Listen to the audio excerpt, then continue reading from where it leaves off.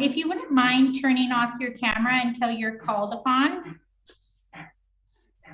And any audio mute as well, please.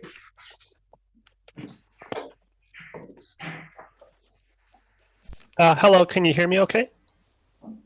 We can. Can you hear us? Yes, I can, loud and clear. Thank you very much. Okay, Chair, we're good to go.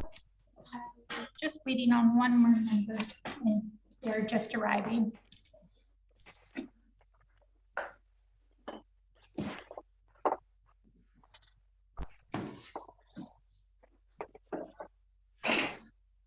Councillor Leishman, who was busy signing in? Yes, she's just joining right now. Camera's on again. I'm going to turn it off. Okay. So it looks like we have a quorum, so I'm going to call this meeting of the Cathett Regional District Finance Committee for Wednesday, May 18th, 2022 to order, and recognize that the meeting is taking place on the traditional territories of the Tla'amin Nation. First item of business would be approval of the agenda. We'd like to make a motion to approve the agenda. Director McCormick, seconded by Director Brabazon. Any questions on the agenda? Discussion. All those in favor of approving the agenda as circulated? Any opposed? Carried unanimously. Next item would be adoption of the minutes, of which we have none. And we have moving on to delegations and inquiries. Item 4.1 is Gordon Scott, Lasqueti Island Nature Conservancy RE Grant in Aid request. Are you with us, Mr. Scott? Yes, I am with you. Can you hear me all right? Yes, we can hear you. You've got 10 minutes, so you have the floor. All right. Thank you, folks. I'm Gordon Scott. I'm a director with the Lasqueti Island Nature Conservancy. We're a small land trust on Lasqueti. We have about 180 members, which is about 40% of the population. And we have conservation covenants on 3 properties, over 300 acres. We do a whole series of programs all year round, reaching out to the community, newspaper, newsletters, events, workshops, work parties, and things like that. So I'm coming to you today with a grant and aid request, and I've got just a couple little changes to our application. The application letter that you may have received, you should have received with that, states we're applying for both grant and aid and social planning. We are not applying for social planning. We are only applying for a grant and aid. That's the only fund. The online PDF application that was fillable, when we filled it out and printed it out, some of the text did not come out in the little boxes that we had to fill out. So we provided you with a description of those 2 boxes, and at least the description of our initiative on the letter there, so you can look at that. So you probably want to know how we're going to spend the money. If you would refer to our draft operating budget that was included in the application, I can explain. We're asking for $2,500. We'd like to spend about $500 on a wetland identification and outreach program. And why that's important is that most people on Lasqueti get their domestic water from surface water, or a few from groundwater, but it's all influenced by precipitation and the retention of water in the wetlands. Wetlands are also a major area of biodiversity on the islands. That's something very important to the Lasqueti Nature Conservancy. And interestingly enough, wetlands seem to be a pretty important carbon storage. Yet there's no real idea or identification of wetlands on Lasqueti. There's no real regulation to protect them. And so we thought it would be important to try and identify where the important wetlands are on the island. We've got the support from the community on this because we did a survey back in the fall and we asked what were some of the most important conservation sites to protect, forests, shorelines, things like that. Well, wetlands was identified as the #1 by the community. So we think this is an important project to fulfill, and we're asking for about $500 from you guys to help do that. We also have a lot of new people on the island. We have about a 25% increase in population, which is not a lot of people because there's not a lot of people on Lasqueti, but it's still it's a pretty big impact in the small community. So one of the things we'd like to do is reach out to those new people and some of the existing folks who are developing their property and try and talk to them about it in terms of what they can do on their own voluntarily to protect a wetland or a stream side or some important forest land. So that's we're asking $500 for that, for what we call the private land stewardship. Each year we put out 3 newsletters and they cost about $600 each. They're really well received on the island. Some people say they're the best newsletter on the island. We have 3 newsletters on the island, so we have a little competition. And we're asking for $1,000 for that to help support the newsletters. And finally, demographics are showing that Lasqueti is getting to be a much older population, like most of BC, like a lot of the Gulf Islands. And people will be passing on. And what will they do with their property and their assets? If some people would like to give them to conservation, but they don't really know how to do that or what the right process is. So we'd like to have a little program called estate planning, where we help folks think about how to dispose of their estate, especially if they don't have any children or if they're conservation minded, things like that. So we're looking at asking for $500 to help with that. So that's how we plan to spend the money. Any questions? Directors, anyone with any questions?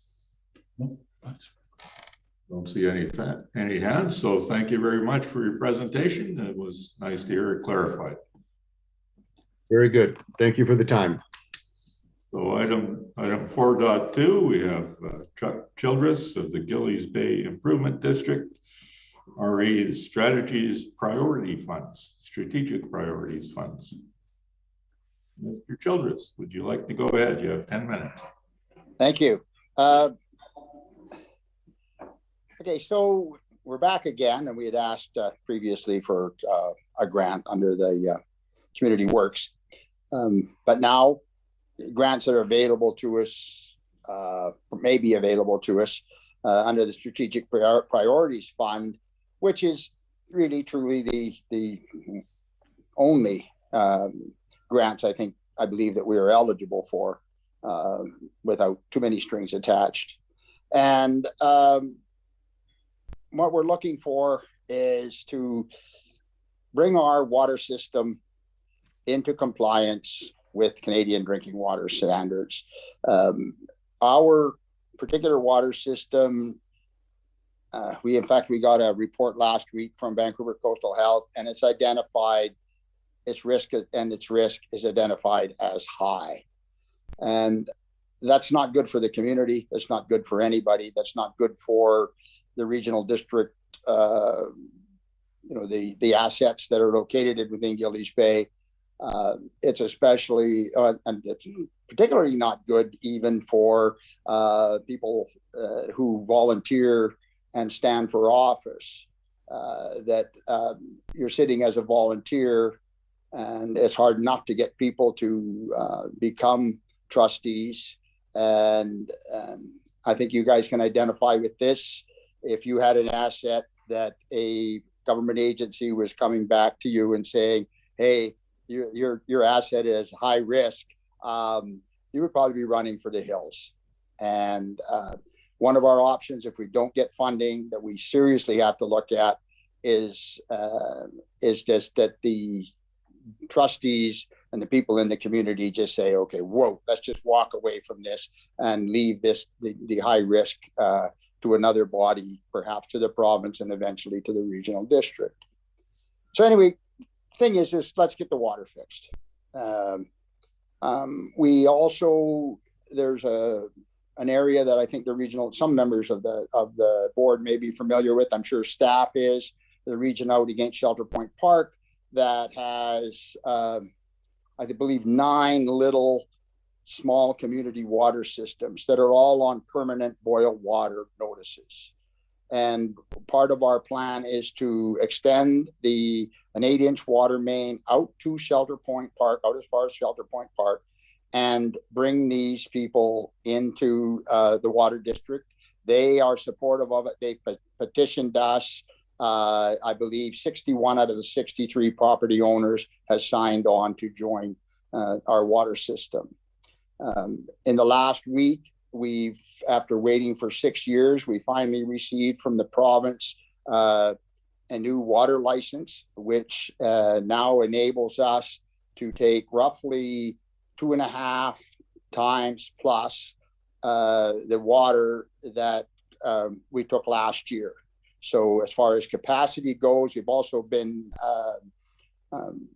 monitoring our reservoir, and through the drought last year, it was determined that we easily could have drawn twice as much water as we did and still be less than half of the new water license. And we still would be a long ways away from the lowest level that the province is going to permit us to go. So we've been working, we're getting our ducks in order. I mean, we haven't been sitting on our hands. And we've been working with an outfit called Russo and UBC. And they did the design of the system in Venanda, which was improved a few years ago and was given a grant, in fact, under this Strategic Priorities Fund, to bring their water system up to standard. And we've been working with them, and they're quite innovative, and they're doing research, and they have improved on the system that used in Venanda, that using a biological exchange, a biological ion exchange. And it's a scalable technology that's quite innovative, and then it can be applied to perhaps other systems within the district, and certainly within the province, and perhaps small communities and First Nations right across Canada. So that's a component of it. And we've done our due diligence. We got our water license. We've got we know what we want to build.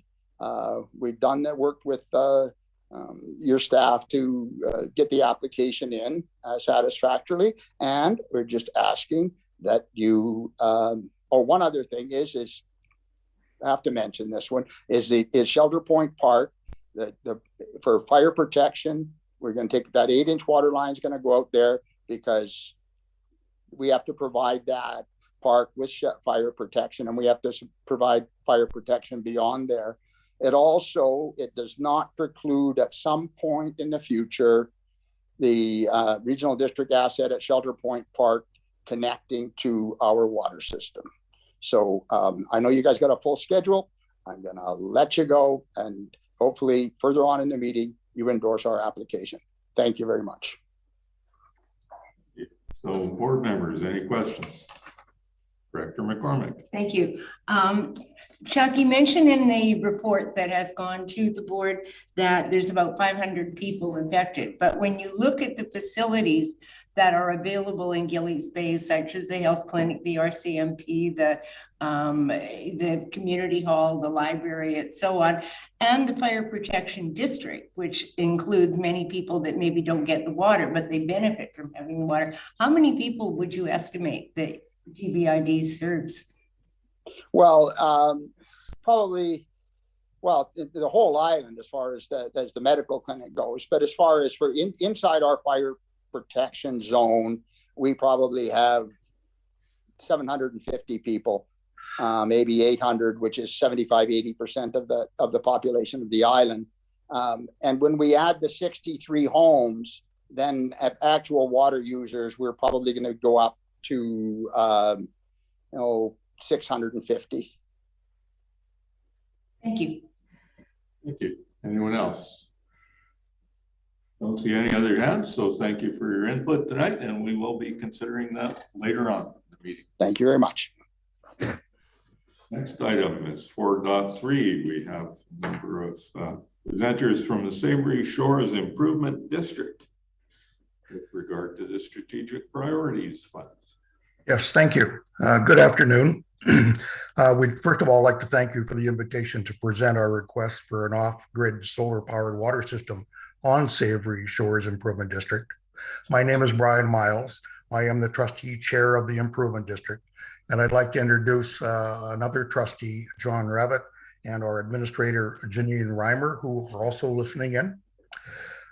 Our water system is 50 years old, and his reliance on diesel generators has reached a tipping point in which we must address diesel's pollution, climate effects, and the unpredictable future of fossil fuel. We believe we have a green solution that is both innovative and forward-thinking to meet today's social and ecological expectations. The water district population is growing, and the diesel requirements are growing with it. We have no access to the BC hydro grid for powering our water system. So without a change to solar power, our greenhouse gas emissions will continue to increase. Our solar installation will reduce our greenhouse gas emissions by 75%. This represents 8.15 metric tons of CO2 annually to be saved.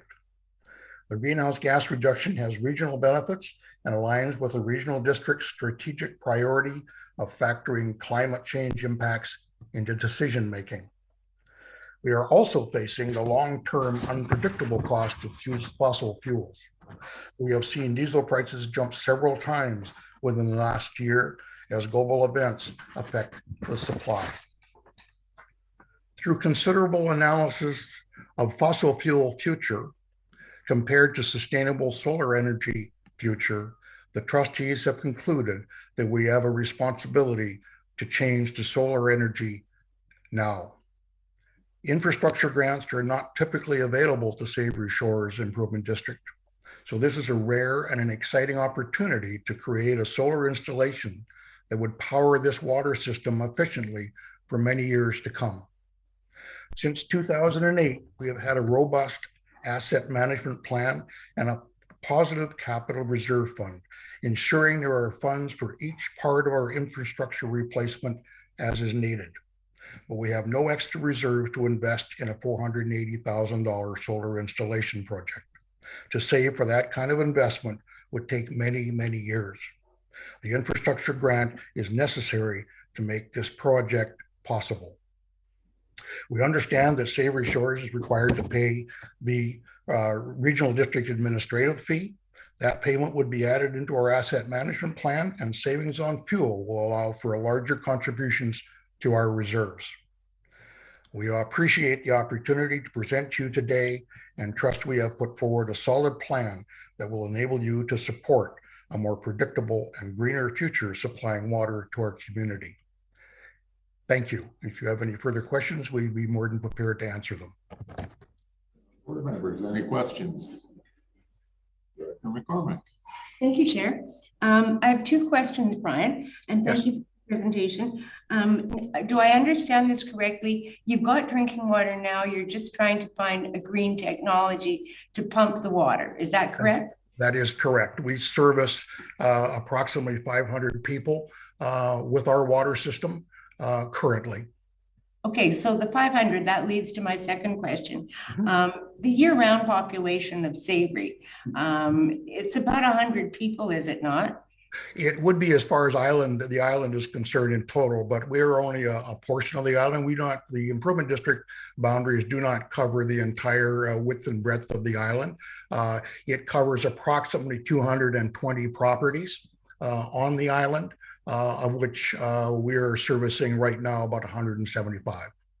Okay, so the year-round population then? We're a year-round population. We obviously, like most of these Gulf islands, we rise significantly in the summertime, and that 500 number is taken as a bit of an average. In the wintertime, we would not see anywhere near that number.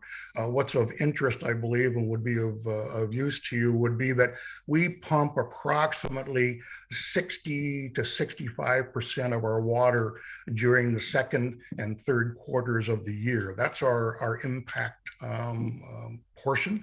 And obviously that's when our solar redemption would be the highest. And that's one of the reasons why we've said our greenhouse gas effect will be upwards of 75%. Thank you. Anyone else? Don't see anything out of their hands, so thank you very much for your presentation. Thank you. Decisions on this later in the meeting. Thank you kindly. And, number 4 delegation for tonight is a group of people from the Van Anda Improvement District. RE again, the Strategic Priorities Fund. The first face you saw was our minister, Sandra Haszard. She's going to come back. And we have Jane Waterman here, trustee, and I'm Ron Smith, the chair of the Van Anda Improvement District. So first off, we want to thank you for first notifying us of the SPF opportunity, and then all the constructive feedback that was given to our proposals. We thank you for that. What I'd like to acknowledge is that I think the improvement districts, both Gillies Bay and Savary Island, have great needs, and as far as ours as well, and have written great proposals.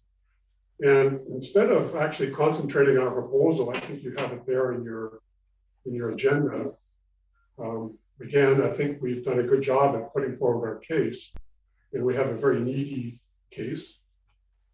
Just like to acknowledge some of the things that are in your agenda themselves from your staff. First off, the realization that these grants are the only ones that we have that can make our situation better. There's no way we can arrive at the monies we need to achieve these goals without this type of grant. Now, written in the agenda was the idea that the QRD should only submit one application to UBCM. And I'd like to contend that you should probably submit 3. And the ones I would pick are the 3 improvement district proposals. And I say that for a number of reasons. One is that it is the only way that we can achieve the funding. And I believe your agenda suggested that your one waste management proposal is actually going to start work in June, regardless of whether you get the funds or not from SPF. So obviously they've already got some funding in place. The rolling stock proposal that you submitted, it's only, and I say only, $234,000. So if you compare that to what we're asking, what Savary Island is asking, and what Gillies Bay is asking, that doesn't seem to be worth the amount of the value that you can get from these grants. So I would contend that you should probably submit all 3 of your improvement district grants to UBCM, and let them choose which ones perhaps are funded or not. They're all quite good. I'm not sure quite what the specifics are of what they're looking for, but let them make the choice rather than a QRD. I'd also like to point out that QRD has made an application to UBCM so that IDs receive some infrastructure money that's solely needed to them. What a better way to actually do that than putting these 3 ID proposals forward to them. If it comes out that I can't see any of the reason for the QRD not to submit all three of these proposals to UBCM, except maybe staff time needed to prepare them all. In that regard, I'm sure Vade, I know Vade would, and I'm sure Gillies Bay and Savary Island would actually give you volunteers to help process these grants further. So I think that's all I have about to say, except I'm hoping that QRD can find itself to helping us IDs in our endeavors. And we're happy to answer any questions of the grant itself or these ideas. Thank you. You're welcome. Any questions? Director McCormick. Thank you, Chair. Two very quick questions, Ron. First, you were saying the water system is upgraded, but you've got your huge problems with leaky pipes, 75-year-old pipes that you're wasting half of the water that you're treating. Is that correct? That's correct. Okay, and the other question I have is, given the population that the Venanda Improvement District serves through the elementary school and the Legion and the gas station and et cetera, plus the fire protection district, it's considerably more than just the 500 that you put on your, or 425 that you put on your application form, is it not? 425 is a permanent residence year round. Yes. So seasonally that's going to change, it'll change and increase with people coming in to use the store and Legion and school, post office. Thank you very much. Thank you. Anyone else? Any other hands? So thank you for your presentation, and we'll be considering it later in the meeting. Thank you very much. Thank you. So board, I have two other requests for unregistered delegations to present tonight. One is from the Texada Seniors Housing Society, and the other one is from Tom Reed of Texada Island about the Strategic Priorities Fund. And unless anyone objects, here are those two delegations with the same 10-minute time limit as all of the other delegations have had. Is everybody okay with that, or are there any objections? Thumbs up. So, Kathy Brown, Seniors Housing Society. Your turn. You have 10 minutes. Good evening, committee members and staff. My reason for approaching you this evening is twofold. The first one is related to the application, but not directly. I don't want this particular request to get lost in discussion tonight, and it being that we would like to ask of the QRD chair to direct staff to write a letter of support for us in the form of communication or collaboration and advice from the social planner Mariko Kubota. And this is to assist us with our applications to other funding streams, such as the Community Housing Transformation Center, in order to help us get our priorities matched up with those that align with the QRD and the QRD requirements. We are requiring, it's all requiring us to be mindful of timing with these applications, as they all have different deadlines. Time being of the essence, we ask that at the board's next convenience that this be put forward for us. I appreciate that. I don't know if you need to do anything with that particular comment at this time, or if you just keep it under consideration at this point. Right now, we're just listening to your comments as a delegation and then the action. Okay, thank you, sir. Okay, and then that'll bring me to,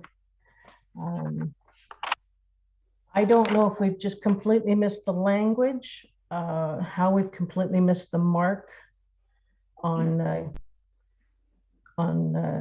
going through this process ourselves, but we're greatly disappointed to learn that the staff of the QRD have recommended declining in its entirety our application for grant and aids funds at the current round. The QRD Zone 2021 Housing Needs Report claims the need to develop affordable and independent living seniors housing on Texada Island. Your document names us, saying that their QRD is relying on Tinches to address the critical need for seniors housing, page 7 of that document. So we're wondering how it could be that the regional district would not commit to support us to meet the current projected housing need. Sorry, I'm nervous, guys.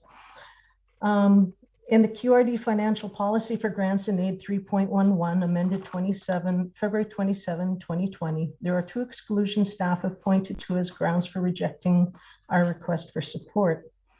One, the cost of developing a proposal. It should be noted that our application is not about necessarily the cost of developing a proposal. This has already been done. 2, conducting studies to assess an existing facility and its suitability to accommodate changes or to help assess the need for a new facility or expansion upgrading of an existing facility. Our application is not about assessing or upgrading an existing facility or assessing the need for a new facility. That need has already been established. Our application is about the technical services required to receive a donation of land so that we can build low-income seniors housing on Texada. I've come here tonight to clarify our case for funding. Our first choice, of course, is that the Financial Committee waive the narrow reading of the exclusion reassessing a facility and allow us these funds to obtain a land donation for our build. Doing the technical due diligence on land is required so that we don't end up with unbuildable land and fail in our mission. One of the mistakes many housing organizations make is accepting a land donation that is not buildable. We can't let that happen. Obtaining land is also a critical path precursor to gaining support from both CMHC and BC Housing. Without title to a buildable piece of land, we cannot access the up to $500,000 of this institutional seed funding for all other pre-development activities and planning or capital funds at a later phase. Kind of a chicken and the egg issue. To stress here, without this land acquisition, we cannot continue to plan to build housing. We'd hope that the QRD grant would help us unlock and leverage funds from CMHC and BC Housing, the only sources for capital funding for building. As to the second issue, we're not asking the QRD for funding to develop a proposal, but to pay for consulting support to help us figure out how to raise the $8.8 million plus we will need to build housing on Texada. We're trying to figure out how we can move forward without seed money and capital. If you choose not to weigh the staff comments, as you're entitled to do, there's plenty more in our proposal for you to fund. Our second choice would be to remove items that are interpreted as excluded activities from our proposal. There's $128,000 in that budget that we submitted focused on pre-development activities that must be done to build housing. If we remove $30,000 of technical consulting required to assess land purchase and $20,000 for the cost of research and grant writing to cover our $8 million project in the future, that would leave $78,000 balance funding. Therefore, we still have plenty left in our proposal for you to support. The second choice of removing $50,000 of budget items from our proposal would leave our $25,000 request for QRD assistance as any of the following. 1, community engagement activities, including a need and demand study, which is a formality for submission to CMHC and BC Housing. Architectural planning and design fees required to develop our housing model. 3 is hiring a consultant to direct development activities and determine the financial feasibility of our model. This would support the creation of a development team of board members and professionals for design, construction, and program implementation. And 4, professional services, including accounting, legal, web design, liability insurance, and other direct costs.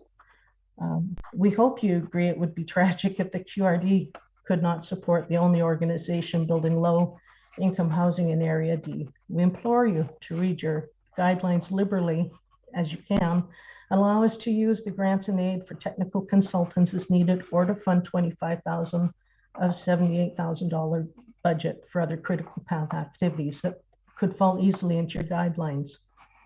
Now, again, if we've totally missed the mark, perhaps we can get a commitment from the QRD to help guide us through the process for the August 31st round, because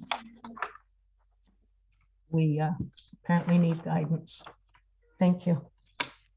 Thank you for your presentation. The discussion will be coming up later in the agenda, and that I think will be the appropriate time for the board members to ask questions of staff about the presentation. But any questions to the delegation from the board members? Director Brabazon. Thank you, Chair. Ms. Brown, you started by asking that I, as chair of the board, direct staff to write a letter. Just so we understand clearly what it is you're asking, I would suggest that you please put it in writing, send us a letter explaining exactly what it is you want the board to do. Thank you. Okay, I will do that. Thank you, sir. Director Leishman. Thank you, Chair. Thank you, Ms. Brown. Yeah, I was going to ask clarification on the letter of support, that it was in principle and not, and, you know, potentially just some collaborative time with the social planner and not really a financial contribution at this time. Is that a correct assumption? There is no request in that for financial. It's strictly for collaboration and the backing of the social planner. Okay, great. Thanks. So I was going to make a motion that we, for the board meeting, that we, the board support sending a letter of support to the society. Could I do that now, or should we wait and know that we're getting a letter of clarification from Ms. Brown on what those letter of support entails? Why not? I'm feeling flexible tonight. You have a second motion? Seconded by Director McCormick, and Director Leishman, can you repeat the motion so that staff can get it? So that the board, that the committee direct the board to provide a letter of support to the Texada Island Nonprofit Seniors Housing Society in support of all of their projects, in support of their grant applications, I guess. And then, yeah, straightforward. Okay. So we've got a mover and a seconder. Do you want to speak about the report? And I've got other hands up. Just to, I think it's the least that the board can do at this time is really show our support for, you know, it is challenging. I acknowledge it's challenging for this board to possibly support, depending on, you know, it's a chicken and the egg situation where you're trying, I know, because I built seniors housing and it's trying to get that off the ground. So a letter of support would at least show that the board supports in principle what the society is trying to do. And then when we get to this item of business, I will probably have some questions on the funding. So thank you, Chair. Director McCormick. No, I have some subsequent questions once we voted on this motion. So sorry, I put my hand up. See any other hands on that motion? Director Fall. Thank you, Chair. I just want to make a comment, and I support this entirely, but this is maybe a comment from Ms. Brown, and which is that our meeting's next week. So if we're going to do this, if we're going to be informed by Tinches, then the letter should get in very soon, like the next couple of days, this week, ideally. I'll work on it this evening. Thank you. Director Brabazon. Thank you, Chair. I'm going to end up voting no because I think the process is backwards. We are to receive a letter explaining what it is they wish to do, and then we can make an informed decision. We're making right now an uninformed decision. Okay. Anyone else? I'll call the question on the motion. Everyone knows what the motion is, I hope. All those in favor of the motion? 1, 2, 3, 4. Any opposed? Director Brabazon and Director Brander. The motion passes. So, Director McCormick, you had a question for the delegation. Yes, I do. Thank you very much, Chair. Kathy, when I read the staff report and I'm going through the reasons that staff believe Chinch's project should be excluded. And so I'm just kind of struggling to understand how these apply in your situation. It says that if it falls into the following categories, it could be excluded. One is the cost of developing a proposal. Is your proposal not already done? Proposal is done. This is not to develop the proposal. Okay, and another reason they have here is about conducting studies to assess an existing facility and its suitability to accommodate changes. Is there an existing facility that you're assessing? No, there is not. Okay. Another reason that says here is to help assess the need for a new facility. That need has already been assessed, has it not? The need has been assessed. And that's so that is not a need. Okay, that's goes through the OCP process and the housing needs report. And my final question is the final reason here for staff saying it should be rejected, and that is if the project is an expansion or upgrade of an existing facility. Again, is that the case in your situation? No, no.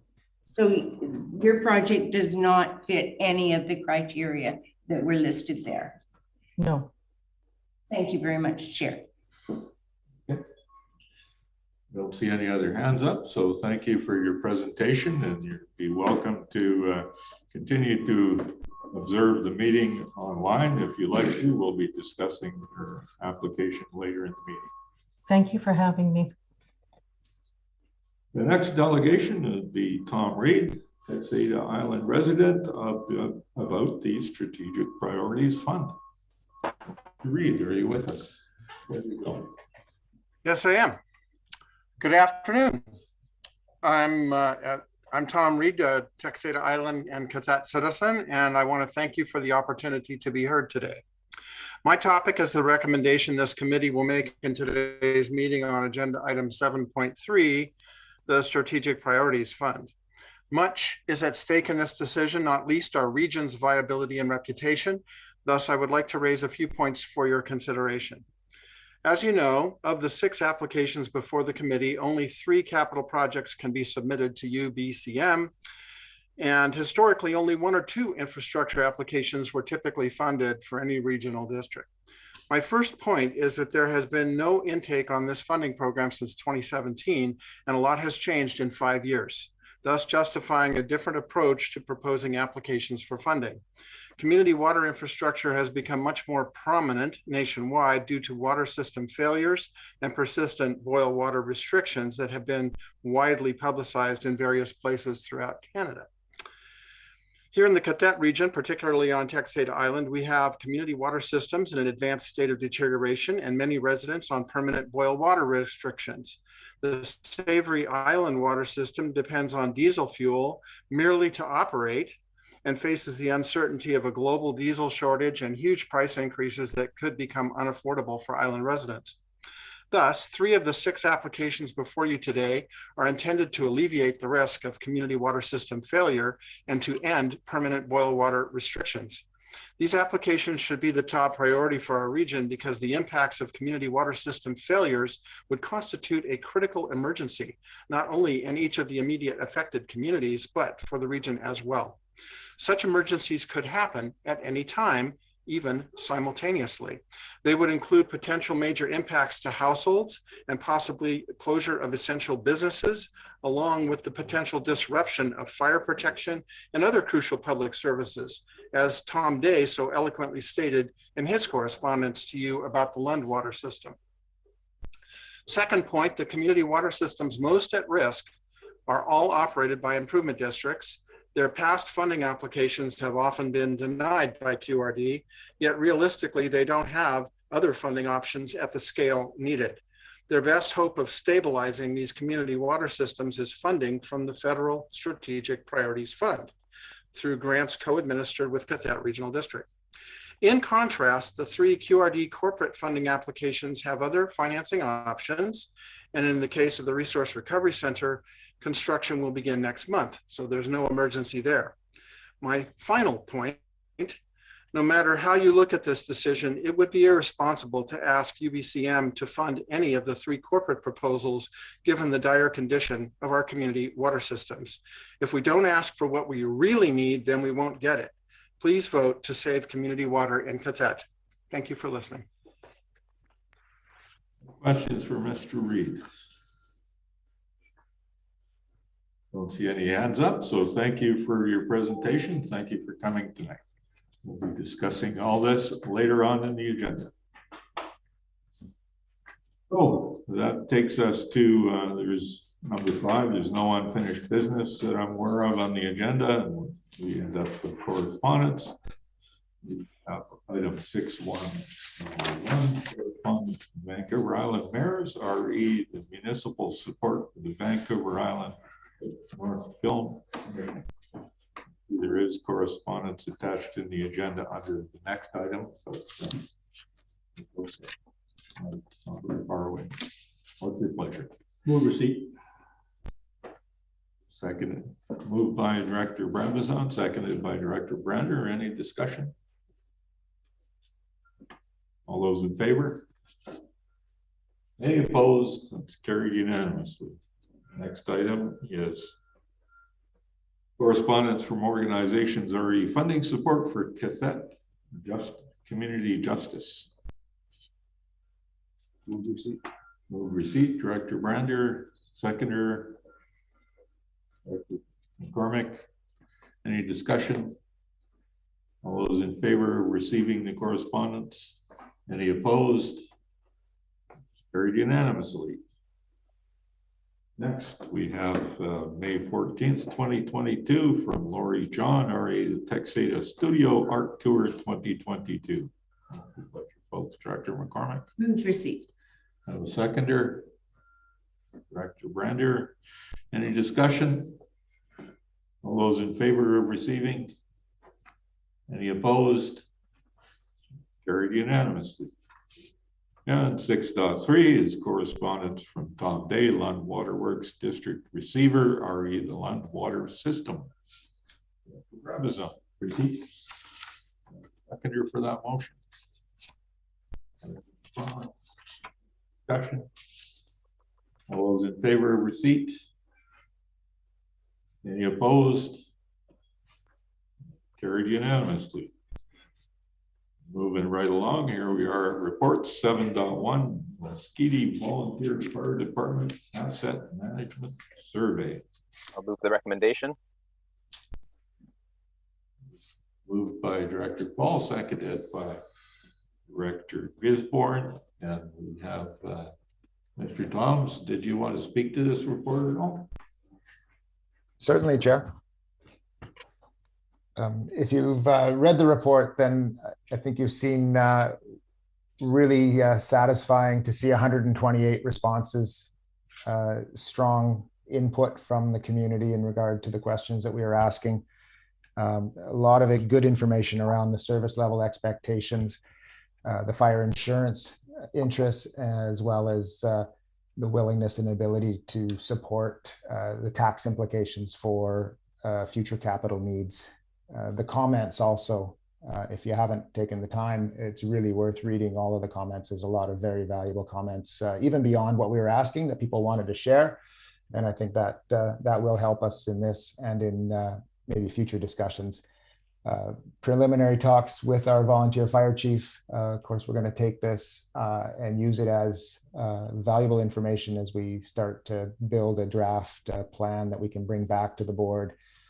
Ideally this fall for getting towards a sustainable capital plan for the Lasqueti Fire Department.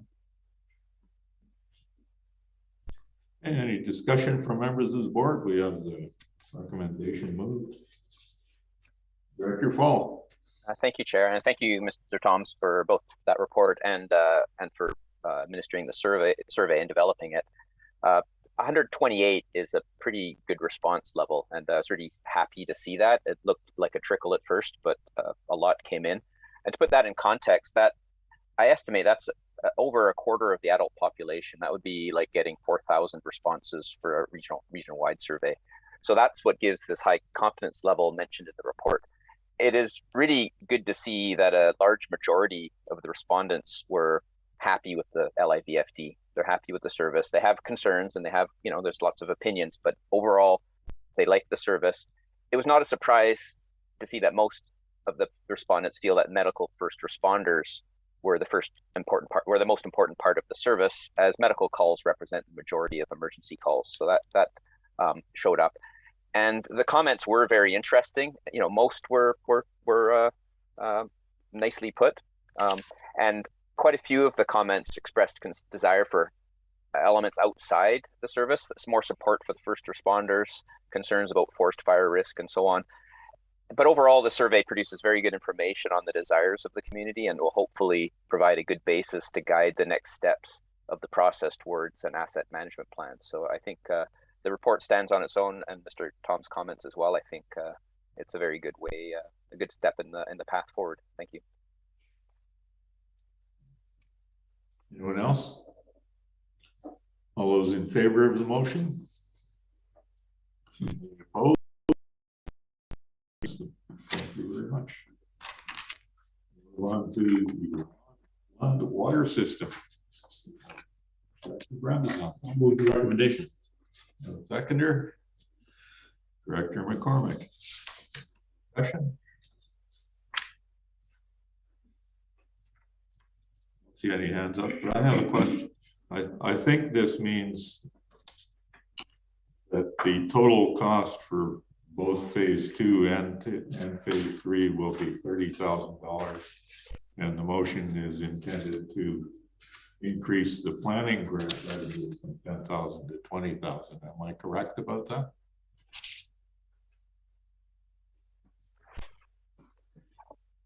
Through the chair, Melissa Howie is there to answer the question for you. Thank you. Yes, through the chair, that is correct. Yes. Thank you. Any other questions? All those in favor of the motion? Any opposed? Carried unanimously. Now, 7.3, Canada Community Building Fund Strategic Priority Fund. Director Bravison. Thank you. I'll move that we apply for the Resource and Recovery Center. Moving that we apply for that. Which one is it? Well, if I get the page back, I'll tell you which line it's on, but it is under the heading Resource and Recovery Center. There's two different ones there. The $6 million. Solid waste transfer station, sorry. Yeah. Okay, the $6 million for the district solid waste transfer station is what you're moving. Yeah. Have a seconder for that? Director Brander, any discussion? Director McCormick. Thank you. Chair, when I look at the parameters for these projects, large in scale, innovative, asset management, long-term infrastructure, community sustainability, I have to also consider another factor, and that is the ability to be funded. Can this project go ahead? These are all worthy projects. In an ideal world, I'd like to see them all go ahead. However, when I read the staff report, it is very clear that this project is scheduled to start in June. It already has funding. It has the funding to go ahead, as is planned by staff, to start next month. So I cannot support this recommendation because this project is already funded. It can go ahead. And I object to using the Strategic Priorities Fund for project sources of funding when there's so many applications from groups who have no alternate sources of funding. So I cannot support this recommendation.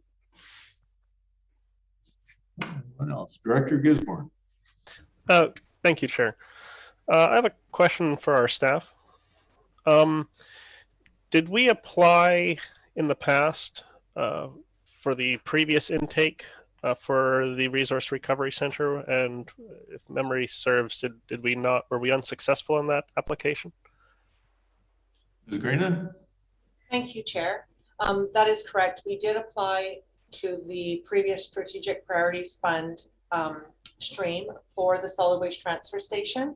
And at the same time, we applied for funding for the Venanda Improvement District, and the group UBCM chose the Venanda Improvement District's project. Okay, thank you very much. After hearing, well, thank you, Ms. Greenan. After hearing that, I have some apprehension about supporting this resolution. In the past, we applied and we were turned down, and instead we got some funding for water. If we ask for the $6 million for the waste transfer station, that's not the end decision. It still has to go to the other agencies. And if we ask for the same thing that we were turned down in the past, we might miss that funding as well. So I would rather see a request for funding that has a higher likelihood of being supported when it gets to the higher levels. So at this time, I can't support it. And I think water is a very high priority for everyone. And it usually makes it clear from higher levels, that it's a high priority. I think water is a bit more important than garbage, but that's just me. Thank you, Chair. Dr. Brandy. Thanks, Chair. It's a tough decision, but I will be supporting this one. And I think the biggest reason for me is that this project and the rolling stock request are the ones that benefit the entire QRD. And it's not smaller pockets of individuals. I have a lot of sympathy for the people in the improvement districts dealing with their outdated water systems, but I have to look at the big picture and see who is going to benefit from this. So I will be supporting this motion. Director Leishman. Thank you, Chair. Yeah, I concur with the first two speakers that the QRD has other options for funding the waste transfer site and station, and it's getting underway pretty quick here. The fact that these three water system infrastructure projects have no other options for providing these upgrades that are required, and clean, safe drinking water. Like, I cannot argue against that. What do you have if you don't have clean, safe drinking water? I will not be supporting this recommendation. I would like to see all three of the drinking water projects go ahead. Thanks. Director Fall. Thank you, Chair. This is really a challenge, and I think Director Leishman just, she spoke it very nicely. The solid waste transfer station is very important, but water is a really tough one. So I have two questions, if I might, for Ms. Greenan, if I might. First one is this the last intake? I was looking at the document on UBCM's site about this, and it seems like the agreement maybe was in 2014 or 2015, and it said a 10-year commitment to roll out this fund, and it may be renewed. Maybe there will be future opportunity, but the commitment was for 10 years. Is this, 2015 there was one, 2017, and now we're 2022. Is this the last intake for this commitment? Ms. Greenan. Thank you, Chair. We're not sure, like they haven't committed to another intake.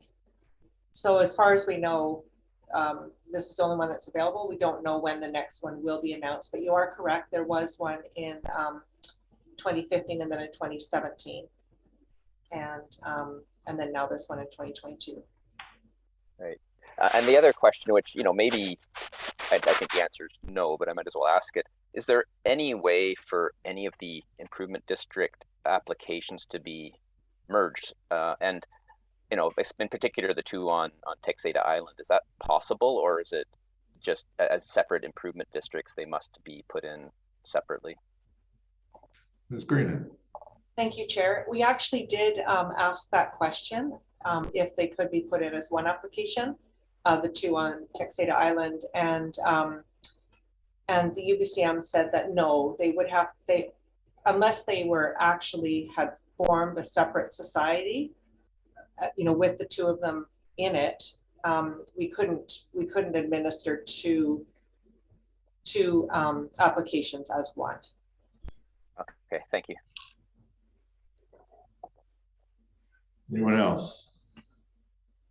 I have one question for staff myself, Dreden, and that is that my impression right now is that the entirety of the solid waste transfer station as it sits today would be funded from taxation. Is that correct?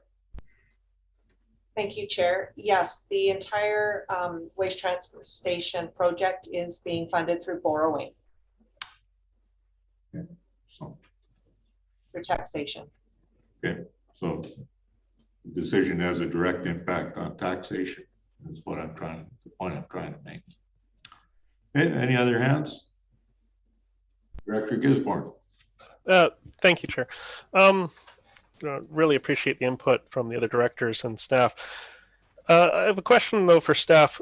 If we were to, instead be asking for funding for the water improvement districts, could we submit like a list of priorities?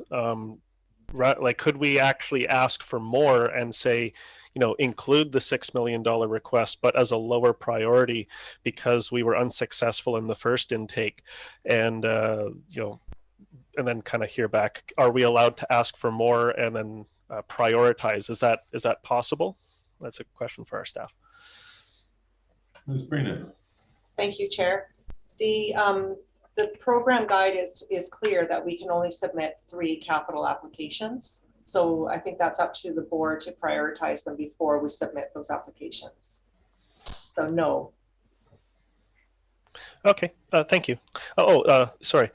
So we can submit 3 capital applications, and I presume that those 3 capital applications can't exceed a total of $6 million. Would that be correct?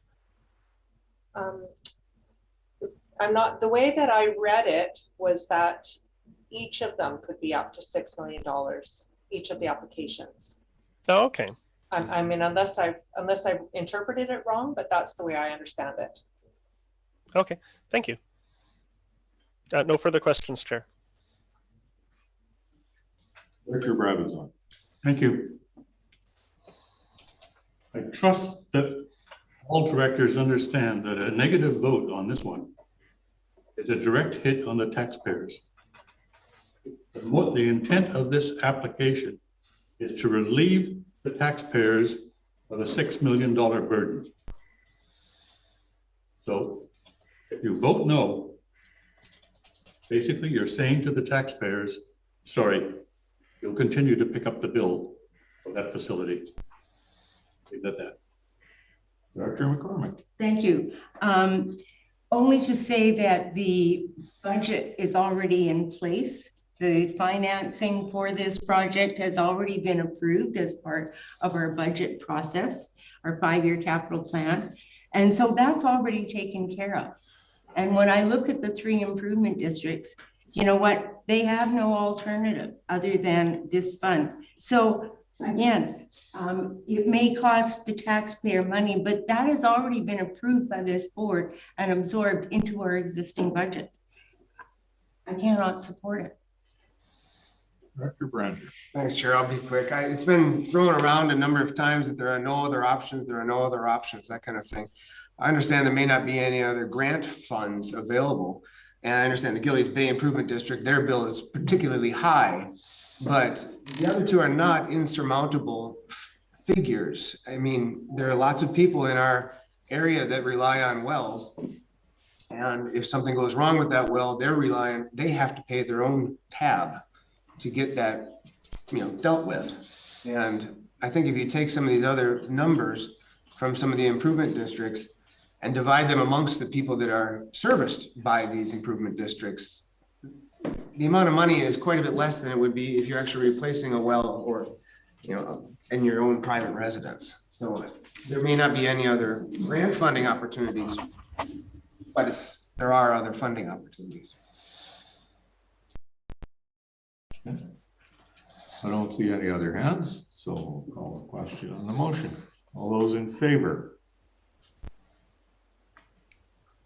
3 in favor, all those opposed? 4 opposed, the motion fails. Director McCormick. Thank you. I would like to put forward the motion for the Gillies Bay Improvement District. And if it is seconded, I would like to speak to it. And the seconder. Director Paul. Go ahead. Thank you. When I look at all of the projects, okay, the rolling stock I do not see as large in scale. We've already talked about the waste transfer station. Of the 3 improvement districts, 2 of them already have treated water, and that is Bonanda and Savary Shores. They have upgraded water. Gillies Bay does not. They are back at the level of people who have never had clean, safe drinking water coming out of their tap. Can you imagine the impact to you or to your family if you had never had potable water coming out of your tap and now you do? That impact is huge. It is the most basic of all human needs. I would like to see us put forward more than one project. So I'm not saying that this is the only one that should be supported. I believe that we should put forward at least 2, because if they don't like one, there's always another one to choose from. But the Gillies Bay project is large in scale. It is innovative in technology, using a clean technology that requires less flushing and less chlorine. It fits with asset management, long-term infrastructure, community sustainability. And think about what if this water system ended up in our lap the way LINC has done, not upgraded, not supported in years past, and here we go, it will belong to us eventually. We don't want to go through that again. It's far better to allow improvement districts to improve their water systems, at least to clean, safe drinking water standards, so that we don't end up having to do it down the road. So that's why I am asking for support for this recommendation. Thank you, Chair. Anyone else? Director Fall.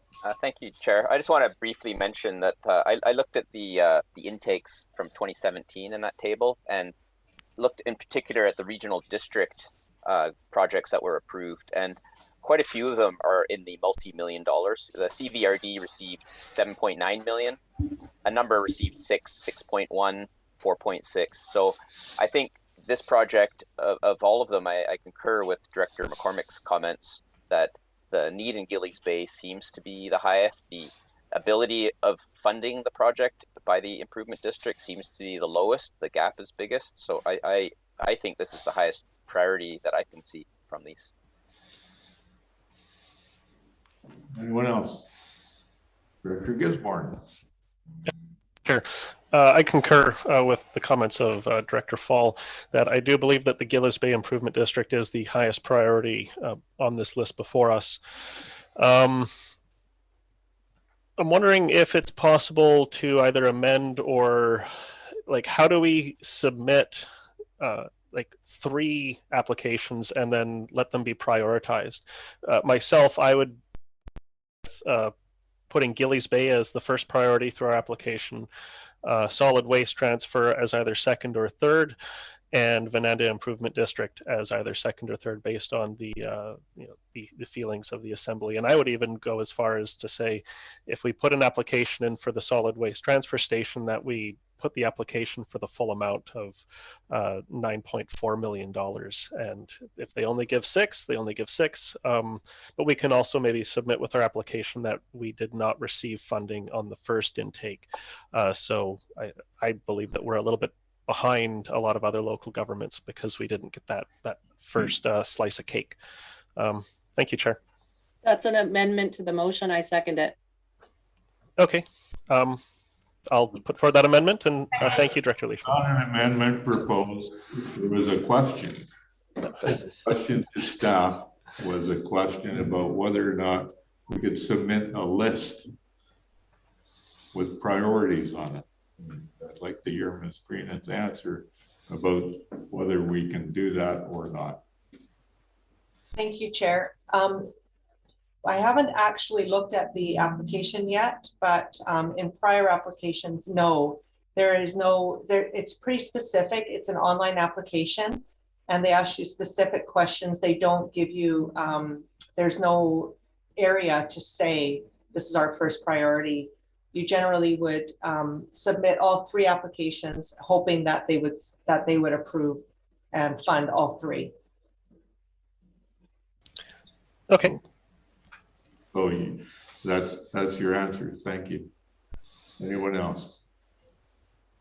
What's the motion that's on the floor right now? Thank you, Chair, that the committee recommend the board sponsor an application from the Gillies Bay Improvement District for a water system infrastructure upgrade expansion and direct staff to submit an application for grant funding through the Canada Community Building Fund Strategic Priority Fund under the capital funding stream, and that the committee recommend the board affirm its support for the project, and that submission of the application be subject to the GBID entering into an agreement with the QRD under the QRD terms for administration of the grant, and the commitment by GBID to cover any ineligible costs and cost overruns. Director Leishman. Thank you, Chair. Can we amend the motion easily to add the solid waste transfer station as a second application and the Benanda Water Improvement District as a third application?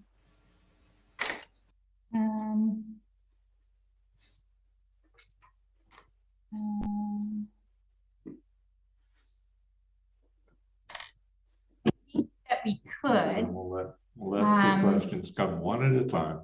I just wanted to have to look at procedure because we have defeated that motion. We will be renewing the motion at the same meeting. And I don't know that our procedure bylaw allows for that. Just give me a minute.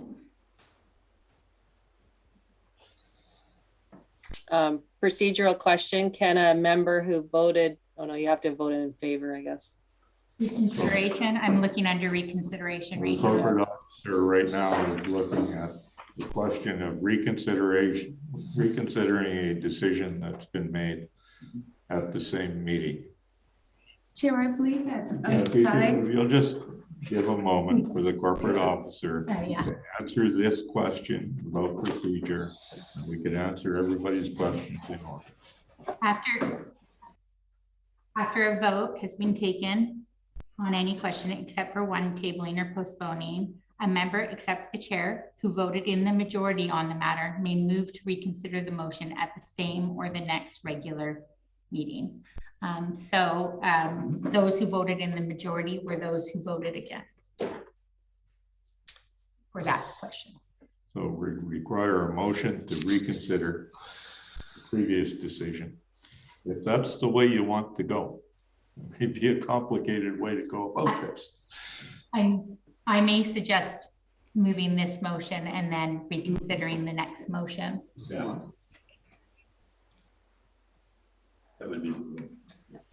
Would you like to reframe your recommendation, your suggestion? I may suggest dealing with this motion and then reconsidering the motion that was already. But so through the chair, I voted against the first motion because it was a standalone single applicant in the motion. I wanted 3 applicants in the motion. So to me, it's a different motion. So by carrying on with the motion that stands with just supporting the Gillies Bay improvement application, we're not in effect dealing with supplying 3 applications. So I'm confused.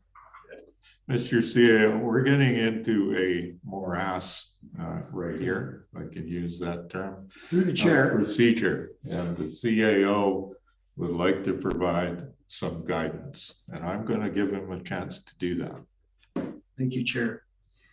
I think it would be best to deal with the 3 items that you want individually, because you run the risk of, again, having 3 items put together and then being defeated.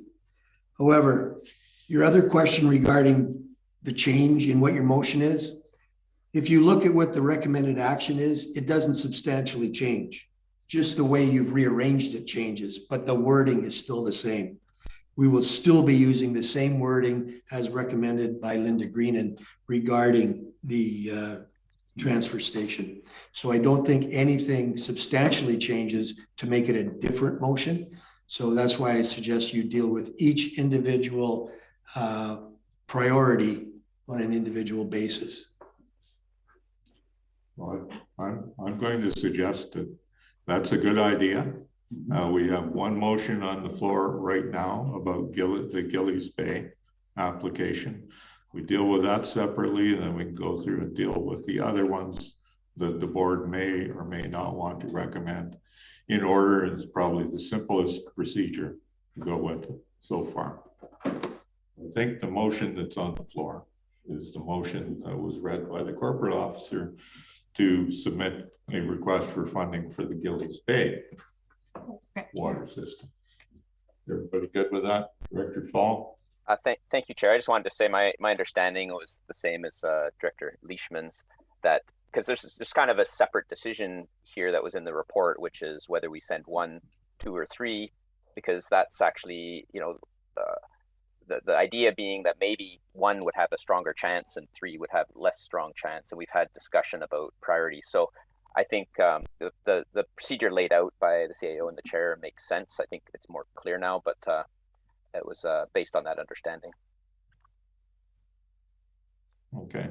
So on the motion, anyone else? All those in favor of the motion? Any opposed? That's carried unanimously. What shall we do next, folks? Director McCormick. Thank you, Chair. I would like to move the motion regarding the Vananda Improvement District. And if it's seconded, I would like to speak. Second. Seconded by Director Gilboard. Any discussion? You go ahead, Director McCormick. Thank you, Chair. Vananda has already had its water up to drinking water standards, but what they're finding is that more than half of it is being lost. Now, their residents of the Improvement District have already had a 35% increase in their water bill this year. So there was a comment that there are other ways to fund the project. That's true, but they've already had a 35% increase, and that's an increase that we wouldn't want to see happen to our residents, yet they're already facing that. So they're pretty much taxed out. Throwing money away and allowing treated water with chlorine, et cetera, to be, you know, flushed into the environment, I don't see as a good thing. I believe that this project should go ahead for both protection of the environment and protection of the asset that has already been established because of the previous grant that they had to treat their water. So, Chair, I believe this project is very worthy to go ahead. It does not have alternative funding like the waste transfer station. So I believe that if we don't help these improvement districts, we're going to end up wearing it down the road, because we'll end up with the water systems dumped on us, and I don't want to see that happen. I would like to see this project go ahead, and I believe that it should be on the list of priorities sent from the QRD. Director Brown. Thank you. We're hearing a lot about protection here tonight, protection of the environment, protection of this and that. What we're not hearing about is protection of the taxpayers. And that, I think, is our first responsibility. Secondly, we've heard about there is no alternative funding as there is for the solid waste transfer. They both have the same source of funding. The only thing that changes is the name. For the solid waste transfer, we call them taxpayers. For the improvement districts, they call them subscribers. Okay. It's the same source of funding, taxpayers. And I really cannot understand why we are not protecting the taxpayers of the Cothet Regional District. Director Fall. Thank you, Chair. I was just going to say I support this because, like the Gillies Bay Improvement District application, it's a water quantity issue. There's a lot of other factors, I appreciate the comments by Director Brabazon about taxpayer, and so those are all issues. But really, when we talk about water quality, that's actually what sets that one in the same location as GBID, that the boil water advisories, water quality, those are the key issues for me. So I think I can support this one as a second project. Director Gisborne, did you want to speak? I saw your hand. Oh, I was scratching my temple, but I do have something I would like to say. I do support this application. As the conversation's been going around, I was thinking, I presume that there'll be a third motion to the effect of the solid waste transfer station. After these motions are dealt with, I don't think that there's anything that could preclude us from, or prevent us from, sending a letter to the UBCM explaining our desire for prioritization. I understand that it's not possible through the application process itself, but I do believe that we could potentially send a letter for their consideration of priorities and explaining that we were unsuccessful in the past. So after we deal with the third motion or the third possible one on solid waste transfer station, I will be putting forward a motion to that effect. Thank you, Chair. Now we have a motion on the floor. Anyone to speak to the motion on the floor? You know hands, so all those in favor of the motion? Any opposed? Carried unanimously. Anybody have a reconsideration motion? Director Leishman.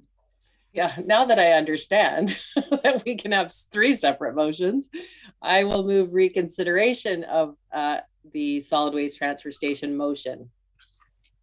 Second that.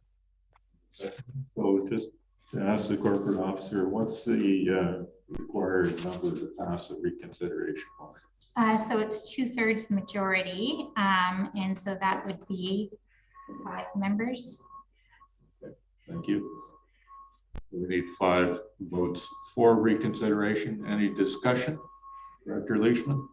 Thank you, Chair. Yeah, I of course absolutely support solid waste transfer station. I just do realize, I recognize that it's challenging for these other systems. So I wanted to support clean drinking water. I absolutely support applying for this project, and ultimately it will be up to whoever makes the decisions on the funding stream to choose which project they feel fits the criteria the best. So if we can't prioritize them for our own purposes, that's fine. They will decide what they want to fund and what will make a good press release. So if we can submit 3, let's do that. And I totally support this now. Thank you. Director McCormick. Thank you, Chair. I don't support reconsidering the motion for the same reasons as I was not in support of the motion to begin with. This project has an alternate funding source. Yes, it is the taxpayers. I've heard that loud and clear, but it's all of the taxpayers of the region. It doesn't put the onus of, say, getting $5 million on the shoulders of 400 people or 200 people. This project already is going ahead. It's already planned, it's in the works. And I don't believe that we should clutter, if you will, the application that we put forward to the Strategic Priority Fund by putting 3 projects in. I believe 2 is quite sufficient. So I can't support reconsidering this motion. Thank you, Chair. Anyone else? All those in favor of the reconsideration? Any opposed? Reconsider carries. I think, if I'm correct. You are correct. We now would need a motion to. So now the matter is before the assembly. So this motion is considered moved and seconded. Okay, so the motion is support the Cathett Regional District Solid Waste Transfer Station. Is moved and seconded. Any debate on that motion? Director Fall. I'll just say briefly, I mentioned some big numbers. I mean, we're going to be asking for a lot by this, 6 million plus 5 million, 12 million. But they're, you know, they haven't done an intake since 2017. And, you know, when I looked at the regional districts, they did tend to get large projects approved. So I think there is a chance. And I agree. I mean, it pains me to not support also the Savary Shores Improvement District at this time. But I think it's also not putting all our eggs in one basket. If UBCM and the decision makers decide that solid waste is a priority, then this one will get funded. And if water is the priority, then the other ones, and ideally all of them. So I think it's prudent for a number of reasons, and because it's big. I think going big, these are big projects, and if we get 6 million for this, if we get and 5 million for the others, then great, we can celebrate. Thank you. Director Gisborne. Thank you, Chair. This is a question for our Manager of Financial Services. Could we submit an application for the full 9 million? Specifically cap out at 6.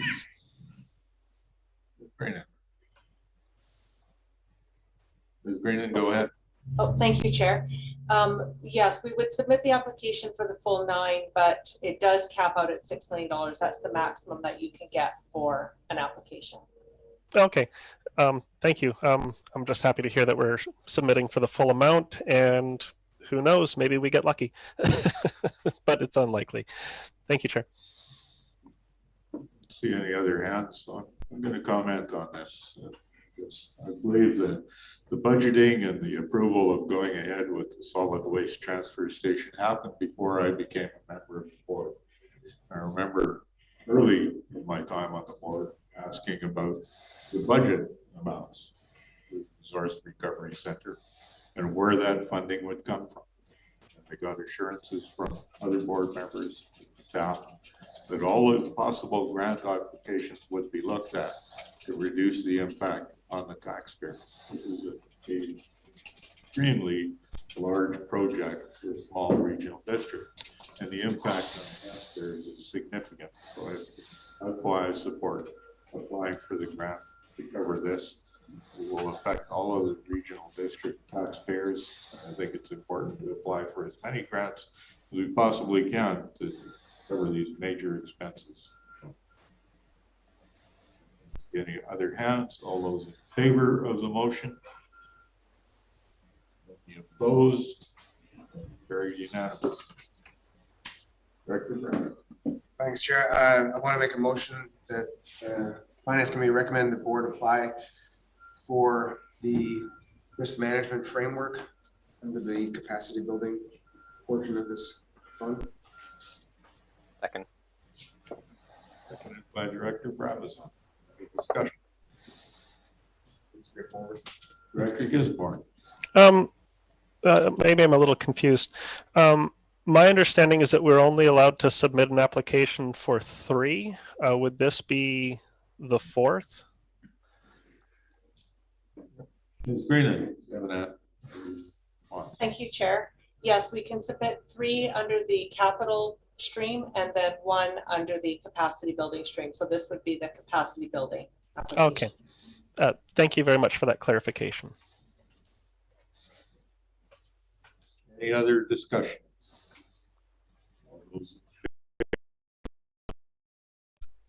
Any opposed? Unanimously.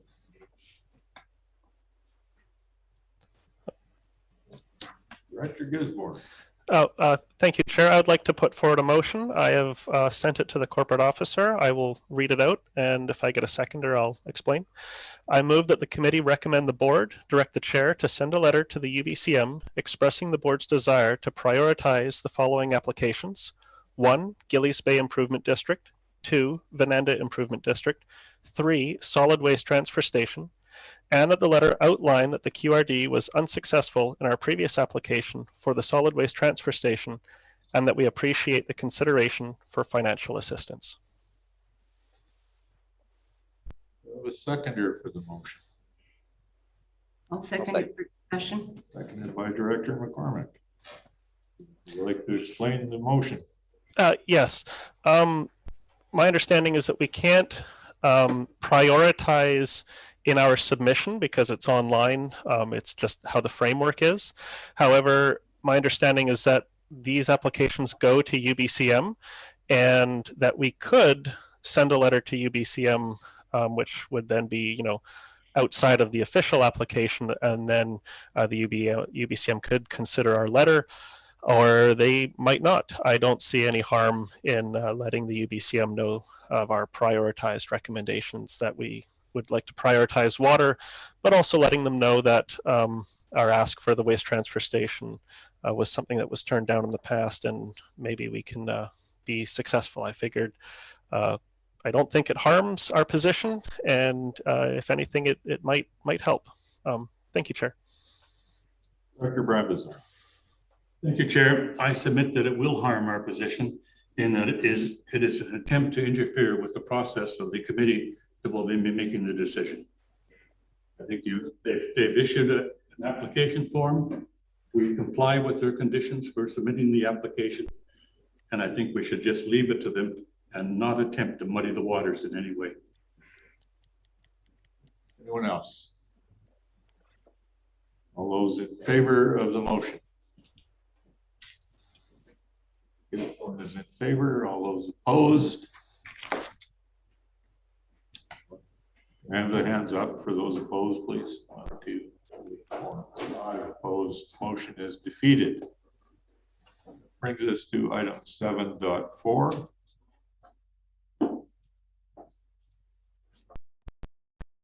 Intake number 1. We have a number of recommendations in the package. Only 20 odd. Wait a minute. Would someone like to start with recommendation number 1?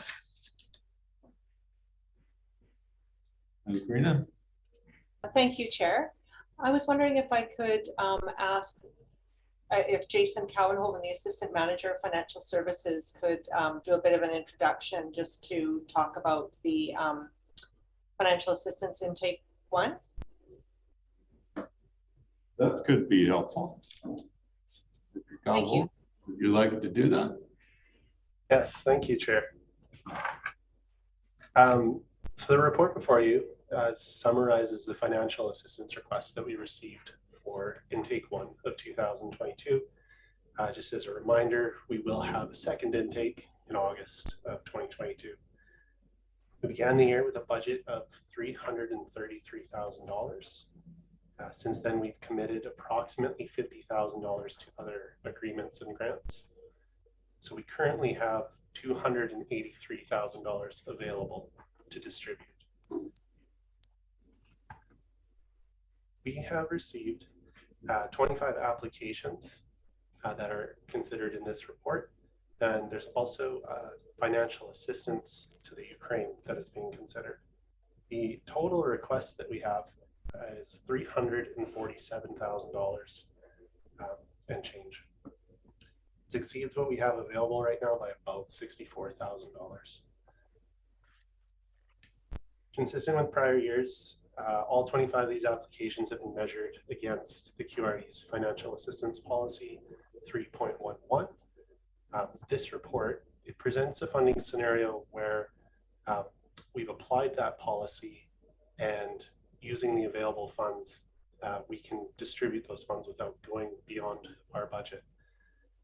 The recommendations in this report, they're not meant to be an indicator of an organization's services or financial need or the efforts that they put forward into our community. It's purely based on an objective review of our policy 3.11. The scenario before you presents funding of approximately $240,000, and that would keep about $42,000 available for the second intake. That is all from me, so we are available for your questions. Thank you.